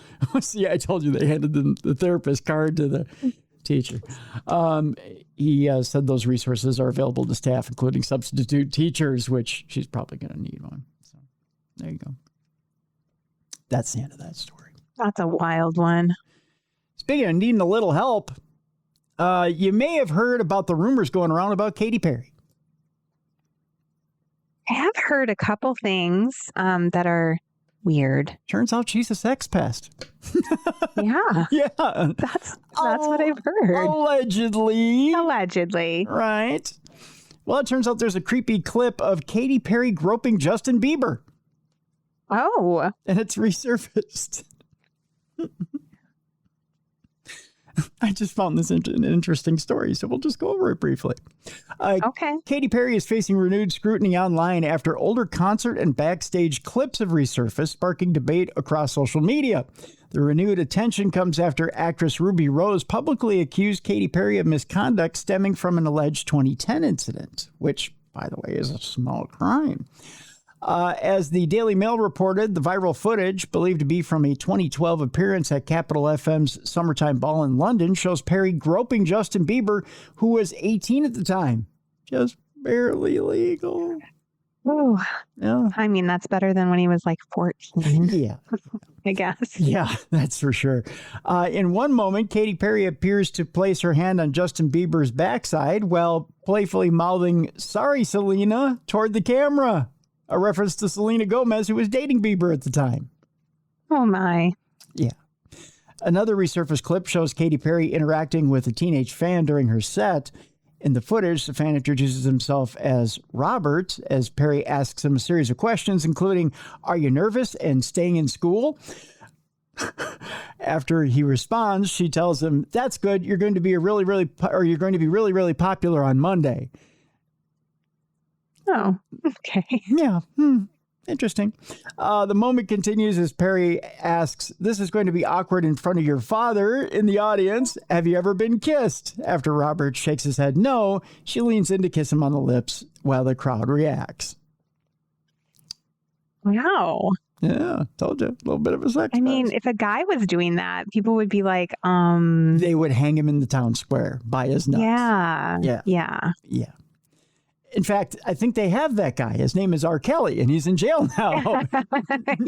Yeah. It was, well, the incident I heard about was the one you mentioned at the beginning, with the 2010 one when they were at a party and it's gross. I don't even want to say it. Yeah. A little bit of a grabby, right? No, it was like she put her privates on someone's face. Mm-hmm. Well, there was that one too. Yeah. But there was on the no, thank you. Yeah, there was the undercarriage incident too. Yeah, there was I didn't want to mention that one, but you did. Hey, that's the one that stuck in my brain. So okay. You're welcome, guys. Well, hey, you put it out there. It was yours to put out there. I was allegedly.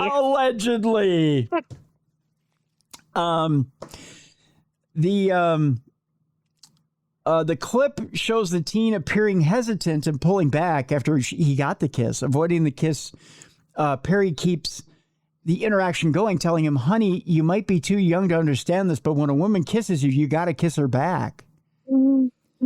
So she kept molesting him in front of everyone. Right. Robert then approaches and gives her a quick kiss on the cheek, with Perry playfully joking before wrapping up the moment.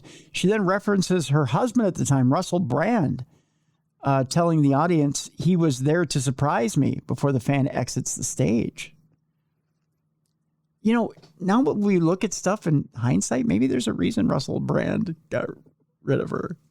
Yeah, this is weird. Yeah. So the resurfaced interaction has since become a part of the broader online discussion surrounding the singer. Several users blasted Katy Perry, with one writing, "She's always been grabby in the past, perhaps, or probably thinking it was cool and hot. It wasn't and still isn't. She's creepy and gross." Allegedly. Another added, "How embarrassing," while a third declared, "Career ending, or should it be?" Some comments took it an even harsher tone, with one person writing, "She is sickening and needs to go. This should be the last nail in her coffin. She is abusive." While another claimed, "Oh, I think everyone would like to see her taken down, silenced." But not everyone agreed with the backlash. A handful of users defended the singer, arguing the moment was being blown out of proportion. She was just being silly and outrageous. Stop trying to convict her to something she is unlikely to be. Ruby Rose, by the way, did speak out on that incident. Let me see if I can get to that comment here. So Ruby Rose said she was prompted to speak out after seeing the post of her attending Justin Bieber's Coachella set, of Katy Perry attending it. She just said, "Katy Perry sexually assaulted me at Spice Market nightclub in Melbourne." Who gives a shit what she thinks is what she says. Oh. I think she's a little angry. She alleged that, and rightfully so, she alleged that after the incident, she tried to downplay what happened by reframing it as a funny little drunk story, saying that she didn't know how else to process it at the time. Rose also claimed that Perry later offered to help her with securing a U.S. visa, which she said factored into the decision not to speak out sooner. According to Rose, she had previously attempted to hint publicly that Perry was not a good person, but alleged those efforts were dismissed and instead led to backlash directed at her. And of course, Katy Perry, in all fairness, has denied the allegations against her. So we should report that fairly. That's why we keep saying allegedly. We don't want to get sued. Allegedly. Right. Allegedly. You have to keep bringing that up. Allegedly. Okay. Our next story. Literally, if you thought Katy Perry was in deep shit, this next person is in deep shit. Oh, really? It's worse? It's worse. Although this might be the literal deep shit. I don't know that there's actual charges in this one, but it's a funny story nonetheless. Okay. So I figure I'd throw this in here as a change up, and then we'll get back to the stories. The headline in this one is funny enough, Jess. "In deep shit, tourist stuck in excrement for hours after pit toilet collapses in the Australian outback."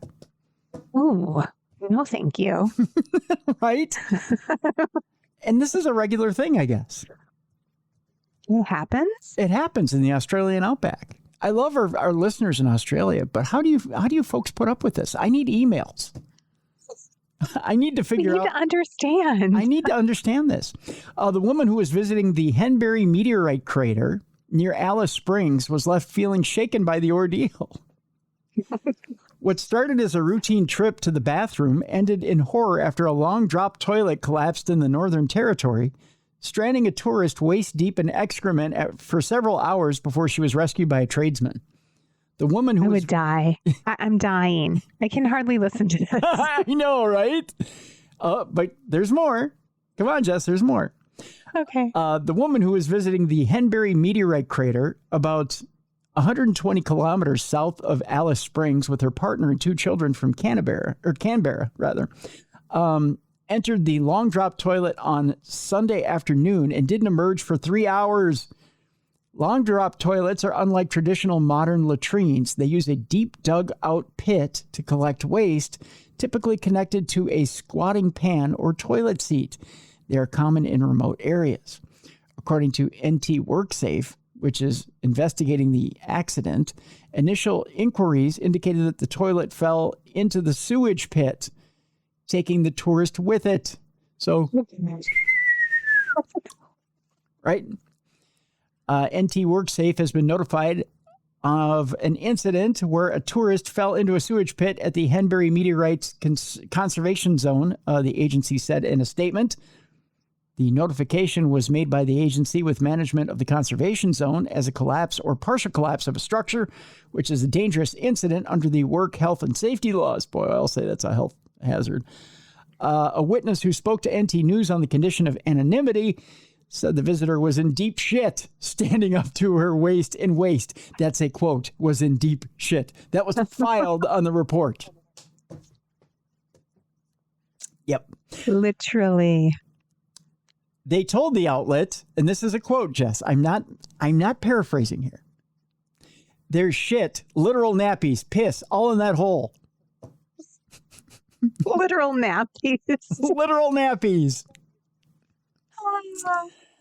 The witness, which, by the way, for those of you who don't know, literal nappies are diapers, right? Yeah. Yeah. It sounds cute when you say it that way. Yeah, it's diapers. The witness said the woman's partner had driven up the highway in a bid to find phone reception and get help when the tradie happened by. He was able to lower a tow rope into the hole far enough for the woman to stand on it, the witness said, and used his car to lift her out. They said the process took an agonizing 45 minutes. Oh, no. That is so bad. Can you imagine being trapped in the shit for 45 minutes while they tried to get you out of the tow rope? No. I'm claustrophobic, so even like if I'm in bed and the blankets are over my feet and the dogs lay on the outside of me, I can't freaking handle it because I can't move my legs out. So I can't imagine like being stuck in poop. Yes. That's why I can't have big dogs sleep in bed with me. I can't do it. Yeah. I can't do it. That exact same reason. I can't do it. I'm glad I'm not alone. My husband thinks it's crazy. No. I'm just like, I'll start to hyperventilate. I'm like, Phoebe, get away from my feet. Right. You've got to get on the other side. I need my freedom. You're right. The woman was unhurt except for a few cuts and was feeling, but those can fester with poop in them. Bacteria, yeah. I mean, think about this. If somebody doesn't wash their hands, and this happened to us once when we went to a place that made burgers and we got violently ill because of fecal matter. Yep. That's the only way you get it. We got food poisoning from someone not washing their hands and having just a tiny little bit of poop, you can get like under a nail or something. Imagine being in a bunch of people's poop for 3 hours. You can get a staph infection easily and lose a limb. The woman was unhurt except for a few cuts and was feeling understandably shaken, the witness said. According to NT News, she was taken to Alice Springs Hospital. Images of the outhouse provided to Guardian Australia by the local blogging site Action for Alice shows the site cordoned off with caution tape. This won't feature in tourism brochures, the blogging site wrote. Somebody's in a lot of shit for this one. Pardon the pun. It isn't the first time a long drop toilet has caused problems. In 2024, Country Fire Authority crews were called to a property near Wodonga in Victoria after a man became stuck in one in the dead of night. It took about an hour to get him out. An hour. Oh, I'm just never using one of those. Just wear a diaper when you go to these places. I'd hate to say go outside, but yeah, just pee behind a bush. Wow, that's terrible. That is a new fear. Thank you. There you go. Falling in a long drop toilet in Australia. New fear activated. There you go. You're welcome, my friend. You're welcome. We're going to Bothell, Washington for our next story, which I found ironically delicious and funny. If you're ready for this, a new type of discrimination has been found, even though there's no reason to have discrimination is not even on the table in this when you hear the evidence in this case. Bothell police detail what they found after raiding a massage parlor or massage parlors in Bothell, Washington, although the people who were raided say it's discrimination. The Bothell Police Department is they're detailing some of the evidence discovered during a raid of 5 massage parlors in downtown Bothell. I know, hotbed of sexual activity in Bothell, Washington. It comes as the department faces new criticism over the decision to conduct the raids from advocates who have called the action discriminatory. Bothell Police Captain of Investigations Mike Johnson says multiples of these businesses were found with new and used condoms as well as a large amount of lubricant. Welcome to Diddyland. Oh. Right? Oh, it's even worse, Jess. Johnson said, I find it funny that the detective, his name is Johnson, when he found lubricants and condoms all over the place. When they hit the rooms with the alternate light source, are you ready for this, Jess?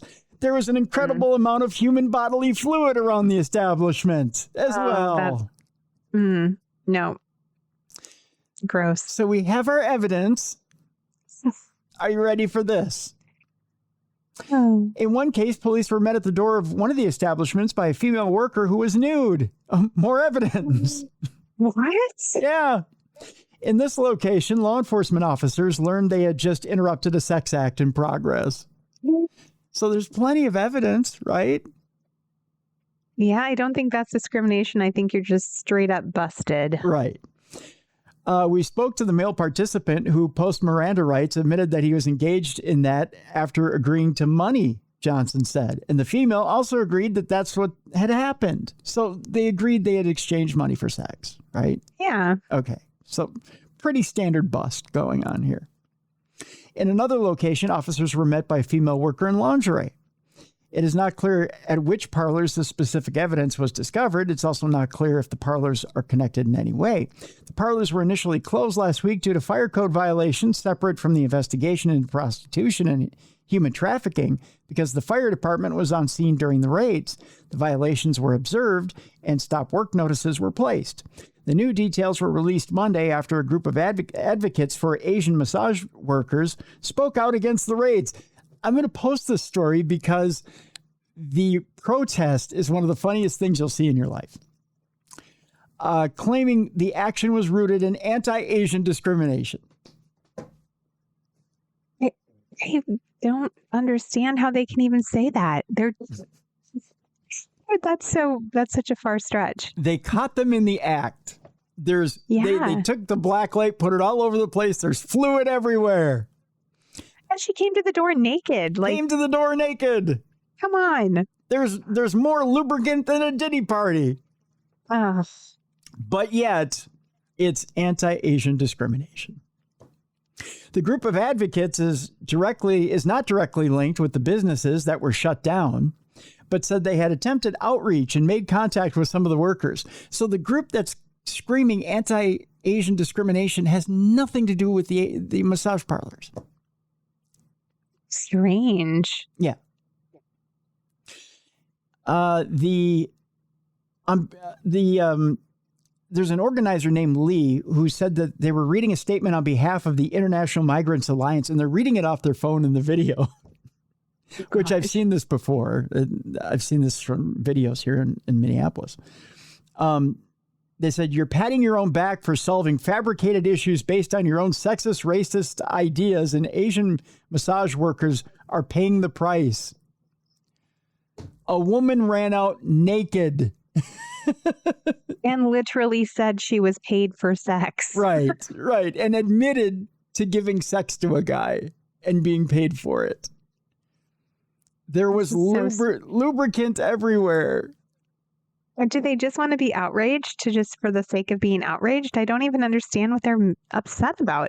It seems like busting these type of places is probably protecting women, because I have to think it has to be some sort of sex trafficking situation a lot of times. Yes, completely. It's completely. Yeah. The organizer said the police raids made it more dangerous for immigrant workers who might be employed in these businesses, and also criticized the licensing process that they said discriminates against Asian workers. Oh, come on. Weird. One organizer alleged egregious acts of police misconduct in the execution of the search warrants in Bothell, specifically claiming there was no reading of Miranda rights. I don't know about that. I mean, I can't say if they read them their rights or not, but at the end of the day, it wasn't discriminatory. It was, hey, Yeah. This is illegal in America. Yeah. We can't do this here. Yeah. Last I checked, in the Seattle area, it wasn't legal to have prostitution going on at a massage parlor. I mean, go to Vegas, right? You can do that in that area, right? It's legal there. That's right. There's one quote in the video you'll see. KIRO7 is the news agency that's reporting. They spoke with a couple that runs 2 of the massage parlors, and they vehemently denied any wrongdoing. Of course, they're not going to say, yeah, we did it. They're not going to do that. But I believe it is Lee Weezo, who's the owner of one of the massage parlors. He said, if you want to find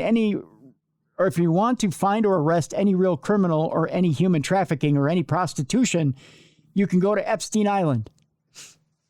Oh, I don't think anyone's there anymore. There's no one there anymore. So, yeah, it's kind of an old story. Fair point. Let's get those people too. I agree. Yeah, let's get them too. All of them. Right.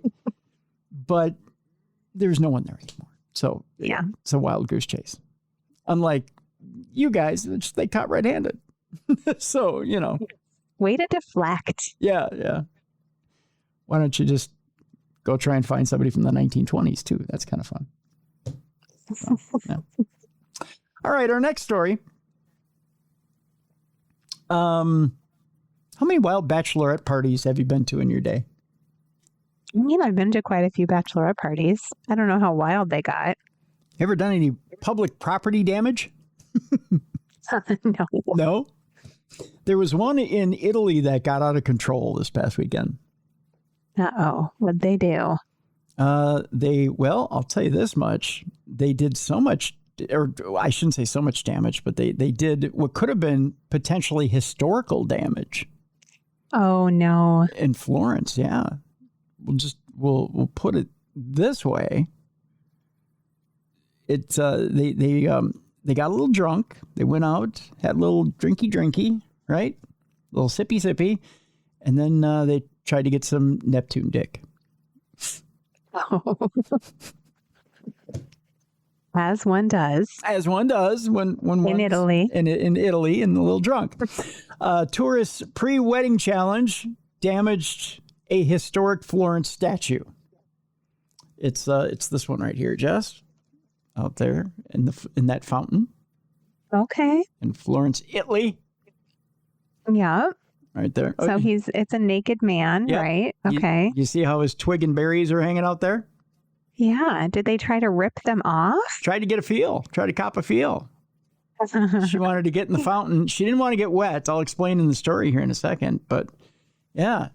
He's huge. I mean, height-wise. Height-wise, yeah. I don't know about... Well, here, let's zoom in again. Let's see if we can get the camera. His nut and berries look a little tiny compared to the giantness of him. You see, he's not really... Wow, the camera's really getting in there. Look at that. All right. I can see if I was intoxicated and someone said, get up there and cop a feel, to be like, all right, I'll grab it. Because what do you think? It's right. Whoa, it's really getting in there. Yeah. Zooming right in. It really is. It really wants you to see it. What do you think as far as real time, real feel? How big do you think it is? Do you think it's probably 2 feet? No, I mean a foot. You think it's probably 6 inches? I mean, I don't know. I don't even think you could reach that, though. He's so tall. I mean, you'd be really reaching up there. I mean, you'd have to climb his thighs. That's exactly what she did. Oh, yeah. I wouldn't go that far. Yeah, she jumped. She tried to jump over the water and get on his thighs in order to get up there. So a tourist has caused thousands of dollars in damage to a 16th century monument in Florence, Italy, after climbing on it during a bachelorette party, according to authorities. The 28-year-old woman, whose name and nationality have not been publicly disclosed, climbed the Fountain of Neptune in the Piazza della Signoria on Saturday in the city of Florence, according to a statement.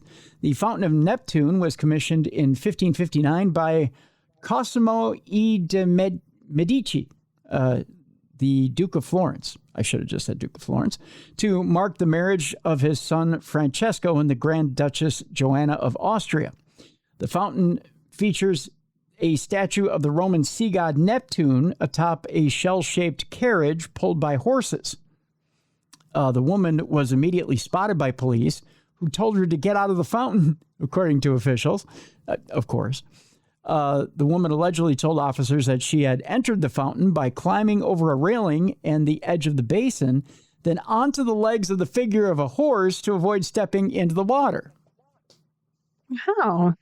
That's pretty ingenious for having had a few too many drinks. Yeah, I mean, it's kind of like she's done some rock climbing classes or something. I think so. The statement read, her intention was to touch the private parts of the statue for a sort of pre-wedding challenge. It's like Wedding Survivor. I guess. Right? I mean, just get down below and you can position yourself underneath of it and have someone take a picture at, just the right angle. So it looks like you're touching it, but you don't actually have to touch it. Like you're cradling Neptune's balls. Yeah, like you're holding those little nut and berries in your hand. Yeah, exactly. You don't have to. You just look like you are.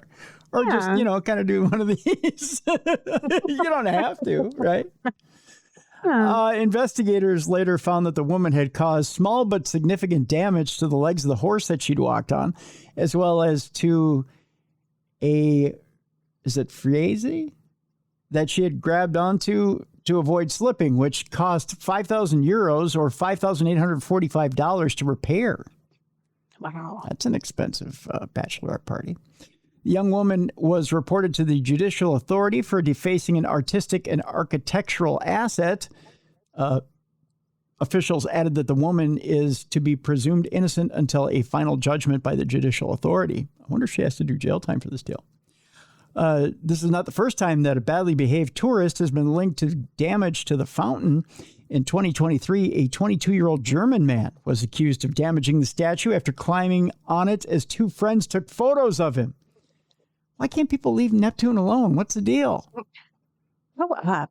This is so ridiculous. Just because he's hanging out in the town square doesn't mean you take a shot at his nuts. The statue was previously damaged in 2005 when someone climbed on it and broke Neptune's hand.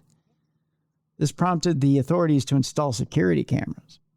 Why are we so stupid? I don't know. Why can't you just appreciate it for what it is? It's Neptune. Yeah, it's just a work of art. Yeah. Leave Neptune alone.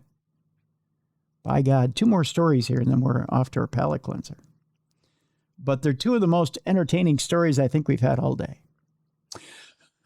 What do you think of Aldi grocery stores, Jess? I don't mind them. I don't seek them out, but every now and then I'll go to one.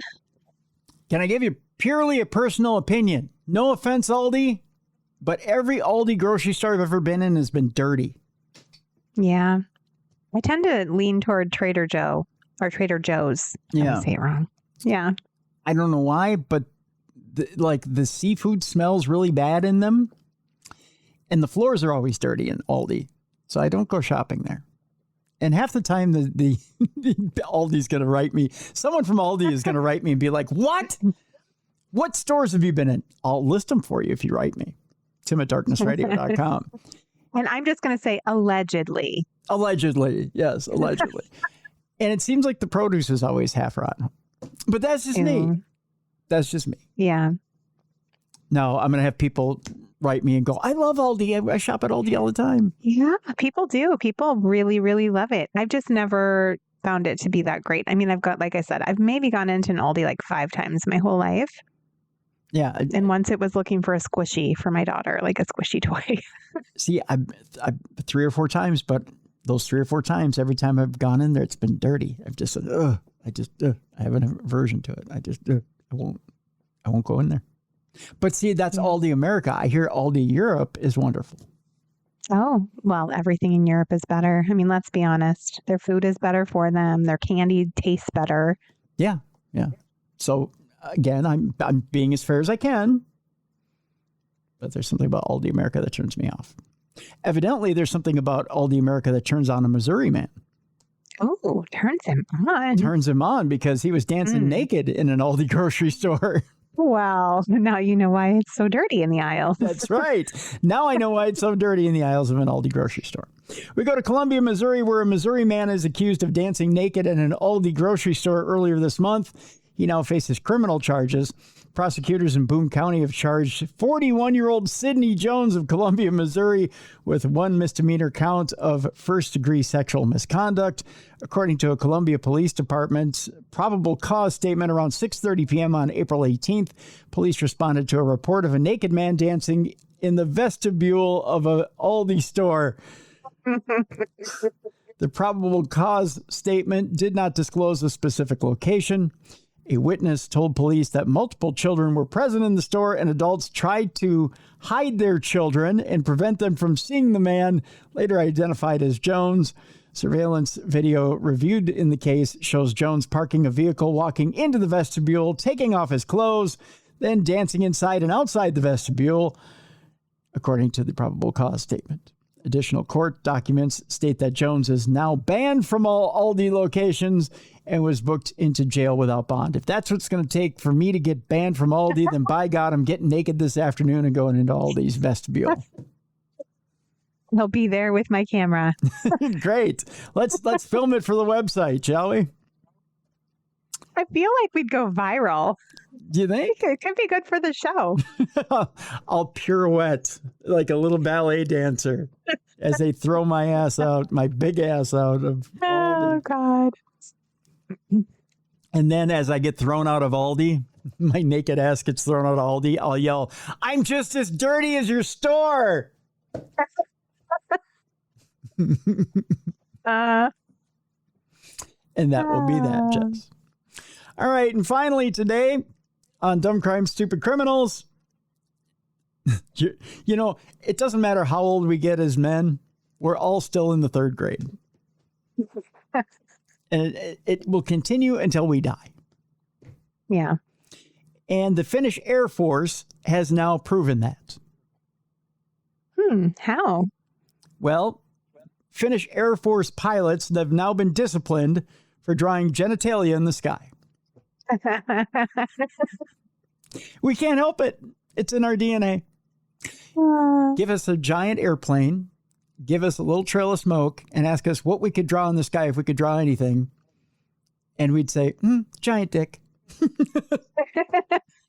Why not? The Finnish Air Force confirmed cadets on a training flight were disciplined for using their flight patterns to create the shape of male genitalia in the sky. I mean, that takes some talent. I'm impressed. I don't know how much. Sky art. You just have to make a giant dick shape. And then, depends. Was it circumcised or uncircumcised? One is going to be harder to draw. That's true. Yes. Cadets and then you got to get the balls in there too. I mean, that's an extra loop, isn't it? 2 loops. Cadets in the Air Force Reserve Pilot Course engaged in the training exercises April 13th after taking off from Tikakoski. The flight radar tracking service showed at least 4 of the planes followed flight patterns that created the shapes of penises. Congrats, guys. Air Force representatives confirmed the pilots were disciplined for their actions. Really? I mean, the Air Force requires soldiers to follow good manners and rules of conduct. And if these are deviated from, it will be responded to in an appropriate manner, a spokesperson told news outlet YLE. The spokesperson said there was no danger to other air traffic during the exercise, although that would have been hilarious if there would have been a near collision. Oh, gosh. Because they're up there writing sky dicks. Yeah, that would have been bad. The aircraft remained in the training area assigned to the flight mission and performed the exercises given in the flight mission assignment. The aircraft did not deviate from their route. They should get a small medal for that then. I mean, they didn't. They stayed on course. They just happened to leave a little trail that looked like a weenie. That was so cute how you said that. They completed the mission. They just drew little sky weenies. And then they came back. Oh. They should get a medal. No big deal. No big deal. No big whoop. All right, with that, it's time now for our palate cleanser. First, we'll start with the bad day at work. Then we'll end with a story that may warm your heart. Okay. 6 of one, half dozen of another, right, Jess? Mm-hmm. We all have our bad days at work, right? But you'll never have a day that will be a bigger pain in the ass than the day that this man had. And I mean that literally. Literally, Jess. What happened to his ass? Well, the king of bullfighters left seriously injured after a bull's 10-centimeter gore perforated his rectum. No. Oh, his rectum. Rectum damn near killed him.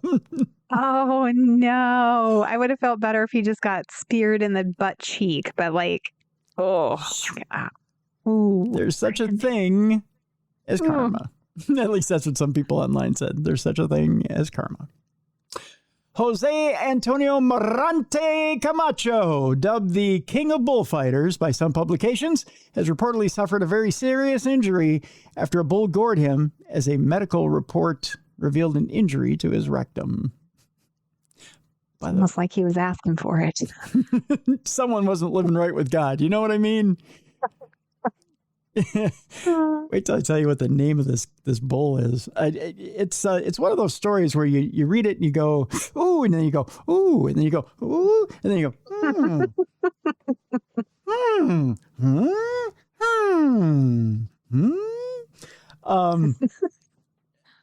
I find this story fascinating. I really do. You know, bullfighters are an interesting lot. You know, we've shamed them over the last couple of decades because it's considered an animal rights type violation, right? Right. They're cruel to the bull. Although when you consider what could happen to the actual bullfighter, you go, is it really cruel though? I mean, who is it really cruel to? Right. I mean, a bullfighter. When you consider, okay, so this particular bullfighter had fought 4 fights that day.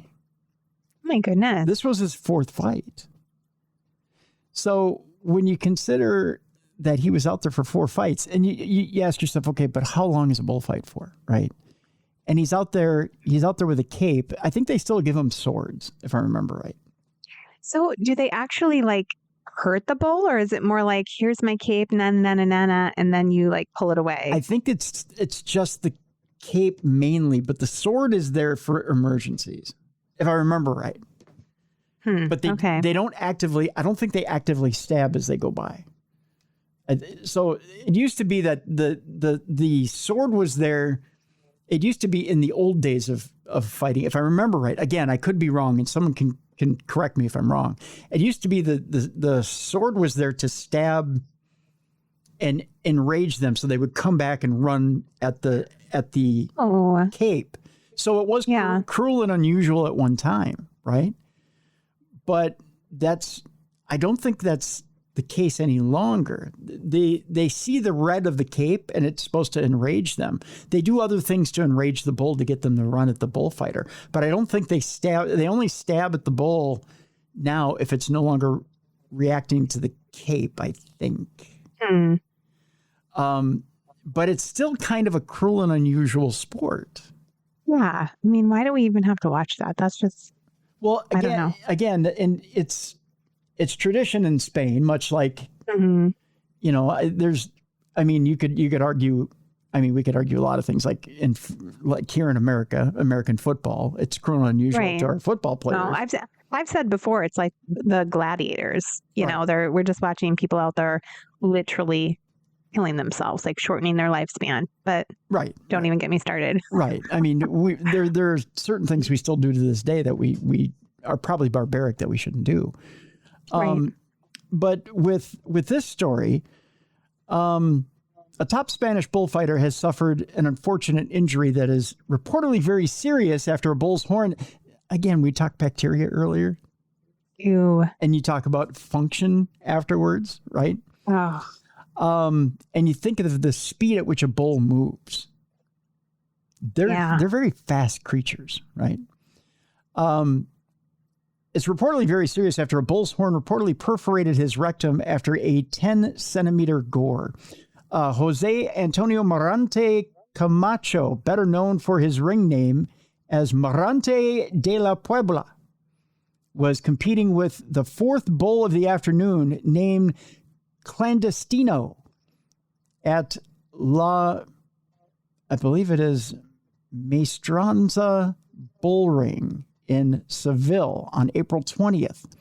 Morante, dubbed by many publications as King of the Bullfighters, he ain't anymore, was competing during the 10th event of the popular April Fair when he was seen being gored by the bull. He was reportedly trying to control the bull when it charged at his chest and knocked him down. Tried to knock him down. However, as he tried to evade the bull, it appears one of his horns caught him in the buttocks region. Oh, Tim, I just Googled this and I'm seeing a picture. Yeah. Yeah. I don't like it. You see yeah. Let's show the audience. Don't like it. There it is right there, kids. Bingo. He's flying. Bingo. Oh, this is terrible. Right in the prison purse. Video footage of the incident shows the bullhorn connect with his buttocks, but the extent of the injury was not visible other than a tear in his pants. That's what she said. He was seen in some distress on the floor and was clutching the area of the injury before fellow bullfighters carried him out of the ring. The top bullfighter had already been injured during the event, with a bull cutting his ear with a minor injury. Morante was rushed to a hospital, and a medical report has revealed the extent of his injuries following a 2-hour surgery. The report said it is a bullhorn wound on the posterior anal margin with a trajectory of about 10 centimeters, partially damaging the anal sphincter muscles, with a perforation on the posterior wall of the rectum of 1.5 centimeters. Oh, this is so terrible. His lover's going to be so disappointed. Oh, did I say that? The report added the intervention consisted of washing the wound, repairing the rectal wall in the sphincter apparatus, leaving a suction drain in the postanal and retrorectal space. It's hard for me to even read. The incident has soured the rest of the event, with people now worried for the health of Morante. His health is currently being monitored, according to local reports. Now, Morante did speak from his hospital bed. He had this to say. Ow, ow, ow, ow! No, he had more than that to say.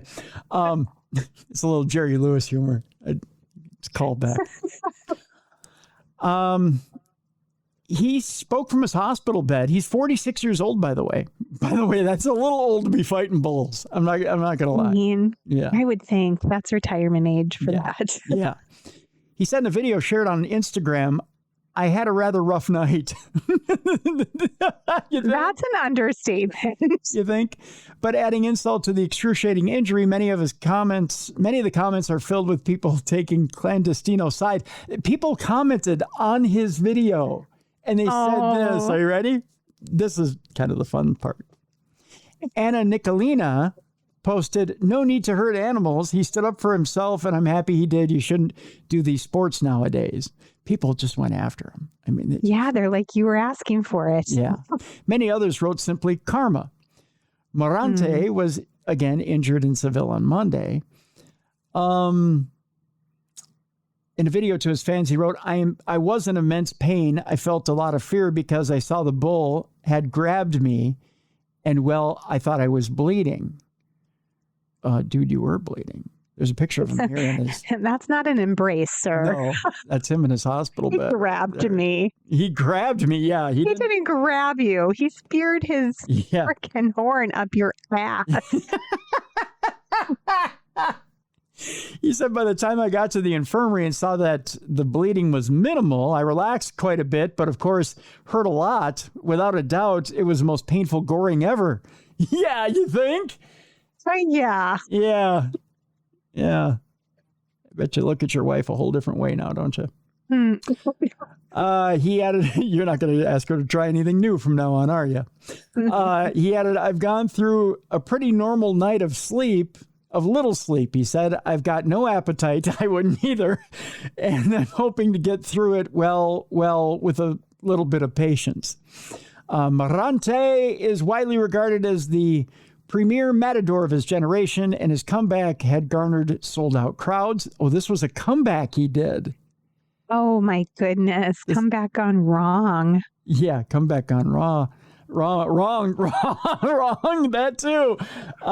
Antonio Lorca wrote in El País, with unusual speed, the news spread like wildfire throughout the bullfighting world. Not for nothing was the man on the operating table a special figure, the most outstanding bullfighter of the present day and one of the greatest in history. Now he just took it up the ass. No, he didn't. He didn't write that. I wrote that part, but by God. Now it's a bad day at work, Tim. That is a horrible day at work when you have to take it up the ass like he did. Anyhow. And then a lighter note here, Jess, before we leave people today. A true palate cleanser. A teacher let kindergartners choose their name for a day, and their choices were delightfully unhinged.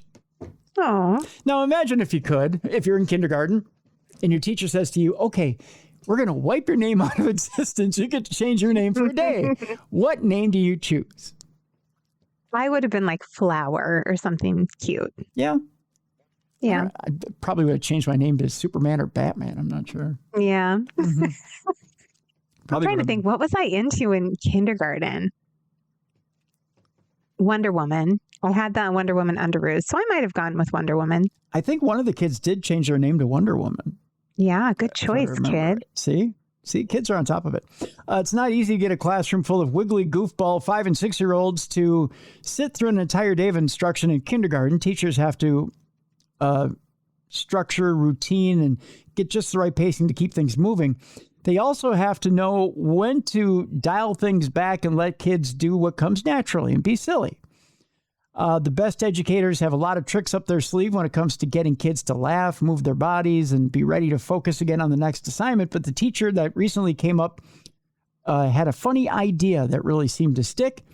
Teacher Jordan Lake, a popular creator on Instagram and fifth-year kindergarten teacher, recently took to social media to share the results of a fun experiment that he did with his students. Letting students change their name for the day because they're only young once, he titled the reel. In it, he's seen sitting at a desk with a stack of "Hello, my name is" stickers and a Sharpie, bracing himself for the worst. He's a brave man. Yeah, he is. In the original clip, which has racked up over 7 million views, he addresses a student who's off camera. "What do you want your name to be for the rest of the day?" Lake asks. "Marshmallow," the child answers with a single beat of I love it. of hesitation. "Ochi," the next student says, barely holding in a giggle. "I was thinking in my head, I think Ochi is the perfect name." Okay. "I love that," Lake says. "Do you know what it means?" "It just sounds cute." "I don't know," the student says, seemingly having pulled the name completely out of left field. "Nice to meet you, Ochi," Lake says with his hand over the brand new name tag. There's an entire viral clip in this article. I'll post this as well so you can watch the article with the kids. Perceptive viewers realize it's not necessarily what's not necessarily obvious in the clip, whether the kids pick silly, made up, or mundane names. Being able to choose for themselves and build a new temporary identity for the day was the joy that won't be forgotten anytime soon. People commented things like, "Love this. We used to do this at our nursery school, and it's so empowering. Thanks for the idea. I did this for the day before spring break with 3rd and 5th graders, or 3rd through 5th graders, and they loved it." Another one said, "My 1st grade teacher and all of his class called me Baby Spice for the entire year. It was awesome. I wrote that name on all my tests and assignments. I will never forget Mr. Schmitty for this." Cute. Yeah. They get to be creative and get a little secret spelling and reading lesson. "We all deserve that level of whimsy," someone else said. "We all needed a teacher like you," someone else said. Another person said, "I still remember the day we did this in 2nd grade." I didn't know that this was not a recent phenomenon.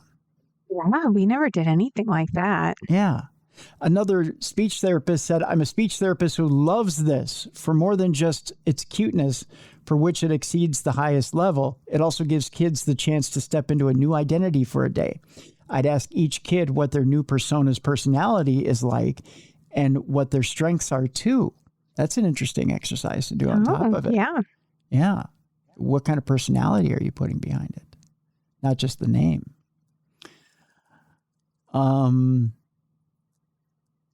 Another woman says, I have a daughter whose kinder teacher was willing to call her Strawberry Fields for an entire school year. I still love that teacher. Cute. Now, some of the names that were named in the video, I'll tell you in case you don't want to go watch the video, but you just want to know some of the names. Morty. That's an old Jewish kid at heart. Yeah. That's a reincarnated Jewish kid if I've ever heard one. Kipper. Marshmallow, of course, we mentioned. Some kid just named himself Hello. He just saw it right there on the sticker and went, nah, I'm not into originality. Jorbee, spelled Jorbee. Shady, evidently an Eminem fan. Ooh, Slim Shady, yeah. Yep. Foggy. I have to spell this one out for you because it's really original. Bum Bum Kachoom. Spelled Bhum Kachoom. Wow. Yeah, that's a good one. Brilliant. Wiggly. Someone just named themselves Wiggly. And then Cindy just named herself Cindy. She just wanted to be named Cindy. And then Ochy, O-C-H-Y. So it's pretty good. Adorable. Yeah. So there you go. So that's your palate cleanser for today. And we'll post this article so you guys can watch this video because these kids are absolutely adorable. The names they've come up with. So yeah. Kids are either super cute or super creepy, depending on the scenario. Yes. The whole "I've dreamed about killing you in my sleep" thing is like, whoa. But then there's the kids that are absolutely super cute. Yeah, adorable. Yeah. So yeah. So we've got that. Speaking of, I saw my great nephew this weekend, and he's crawling now, but he army crawls like he's a sniper. So I nicknamed him Sniper with a Diaper. Cute. So he crawls with the one arm like this. Yeah. And then he doesn't. So he can hold his gun with the other. Yeah, so he can hold his gun with it. Right. Exactly. So now I'm going to train him on the neighbors. No. But he doesn't move he's not gotten into using his knees, so he belly crawls. Aww. It looks like he's getting ready to set up with a gun. I'm like watching him crawl along the floor going, "Are you okay, kid?" He's remembering a past life, Tim. Yes, isn't he? And for some reason, he's obsessed with my purple cane. He thinks that's the coolest thing. Yes, I have a purple cane. Yeah. Which I sing. Cool. I sing "Purple Cane" to Purple Rain all the time when I carry my purple cane. But so yeah, he thinks it's the coolest thing ever. He belly crawled across the room to get to my purple cane, which looked really odd. It looked like somebody had shot out his legs and he needed the cane. So I made out my own little personal story. I was like, "Oh God, the wounded little kid needs the cane." Yeah, I know I'm sick. I need help. Anyways, what's going on in your world, Jess? Gosh. Just writing. I'm working on a book about haunted and creepy waters called Dark Waters. It's been kind of fun to research. So, hey, we had a guest on the show at one time named Dark Waters. And he told stories. Yeah. We had to get him on again someday. I tried to reach out to Dark Waters. And okay, so funny story, and then I'll make this quick. So Dark Waters is on one of those messengers. I won't say which one. I reach out to him and say, "Hey, it's Tim from Darkness Radio. Want to come back on?" I think he thought I was a fake because he's like, "You're a fake. I don't think you're real." And then he blocked me. So now I got to reach out to him a different way. Oh no! I was going to say we should have him endorse my book. Yeah. Dark Waters says Dark Waters is amazing. Right.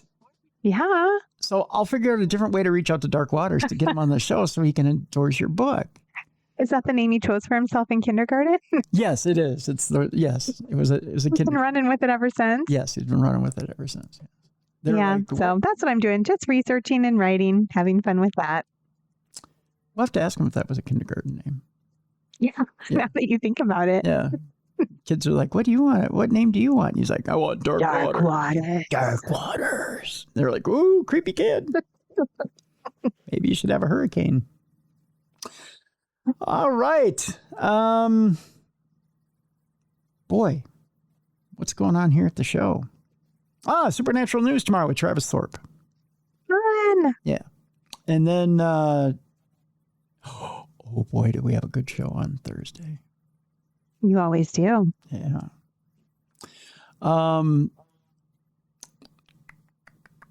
Did I tell you we're in the middle of Sexy Week here? Darkness. No. We are. Well, and here I dress like a lumberjack. I didn't know we were supposed to be sexy. No, that is kind of sexy. Whenever women dress as a lumberjack, it's sexy. So women in plaid, are you kidding? That's a... Really? Oh, God, yeah. That's a huge... Oh, okay. Yeah. Oh. Yeah, it kind of gives I'm you... hottie right now then. Yeah, it kind of gives you the, she just stole my plaid shirt after, after a night type vibe. Yeah. Ooh, okay. See, it gives. All right. Well, I feel we're starting Sexy Week off right then, fellas. That's right. Here you go. All right. So then you got Sexy carrying on Wednesday with you and Trap being all sexy. See. Ooh. Yeah. Rev's a bit of. So what's happening Thursday? Rev's a bit of a daddy, isn't he? Oh yeah. For sure. See, and then Thursday. We're going sexy squatching. Or not sexy squatching. We're going sexy dog man hunting. Ooh. See? That's all I can. That's a hint I can put up. Dog man. He's creepy. Yeah. But if I said land between the lakes, maybe I've said too much. So many teases. I know. Which is also kind of sexy. It kind of is. Big week here. Big week here on the program. So it's just a sexy week all the way around. What I'm doing hosting it, I have no idea. But you're the sexiest beast of all. I'm the one who's keeping it on the level. I'm the one who's I'm the palate cleanser of this whole thing. Just when you think you're out of control and it's getting too sexy, you just take a look at me and go, "Oh, yeah, okay, I'm fine." Yeah. I'm the one who's keeping you on a level base. All right, folks, that'll do it for today. Thank you so much for listening and watching today. I want to thank Andy Pliego for being on the show as well. I want to thank Jellybean and Julius for sponsoring the program. For Jessica Freeberg, I'm Tim Dennis. Join us again tomorrow for Supernatural News, and thank you so much for tuning in to the best in true crime podcasting. This is True Crime Tuesday.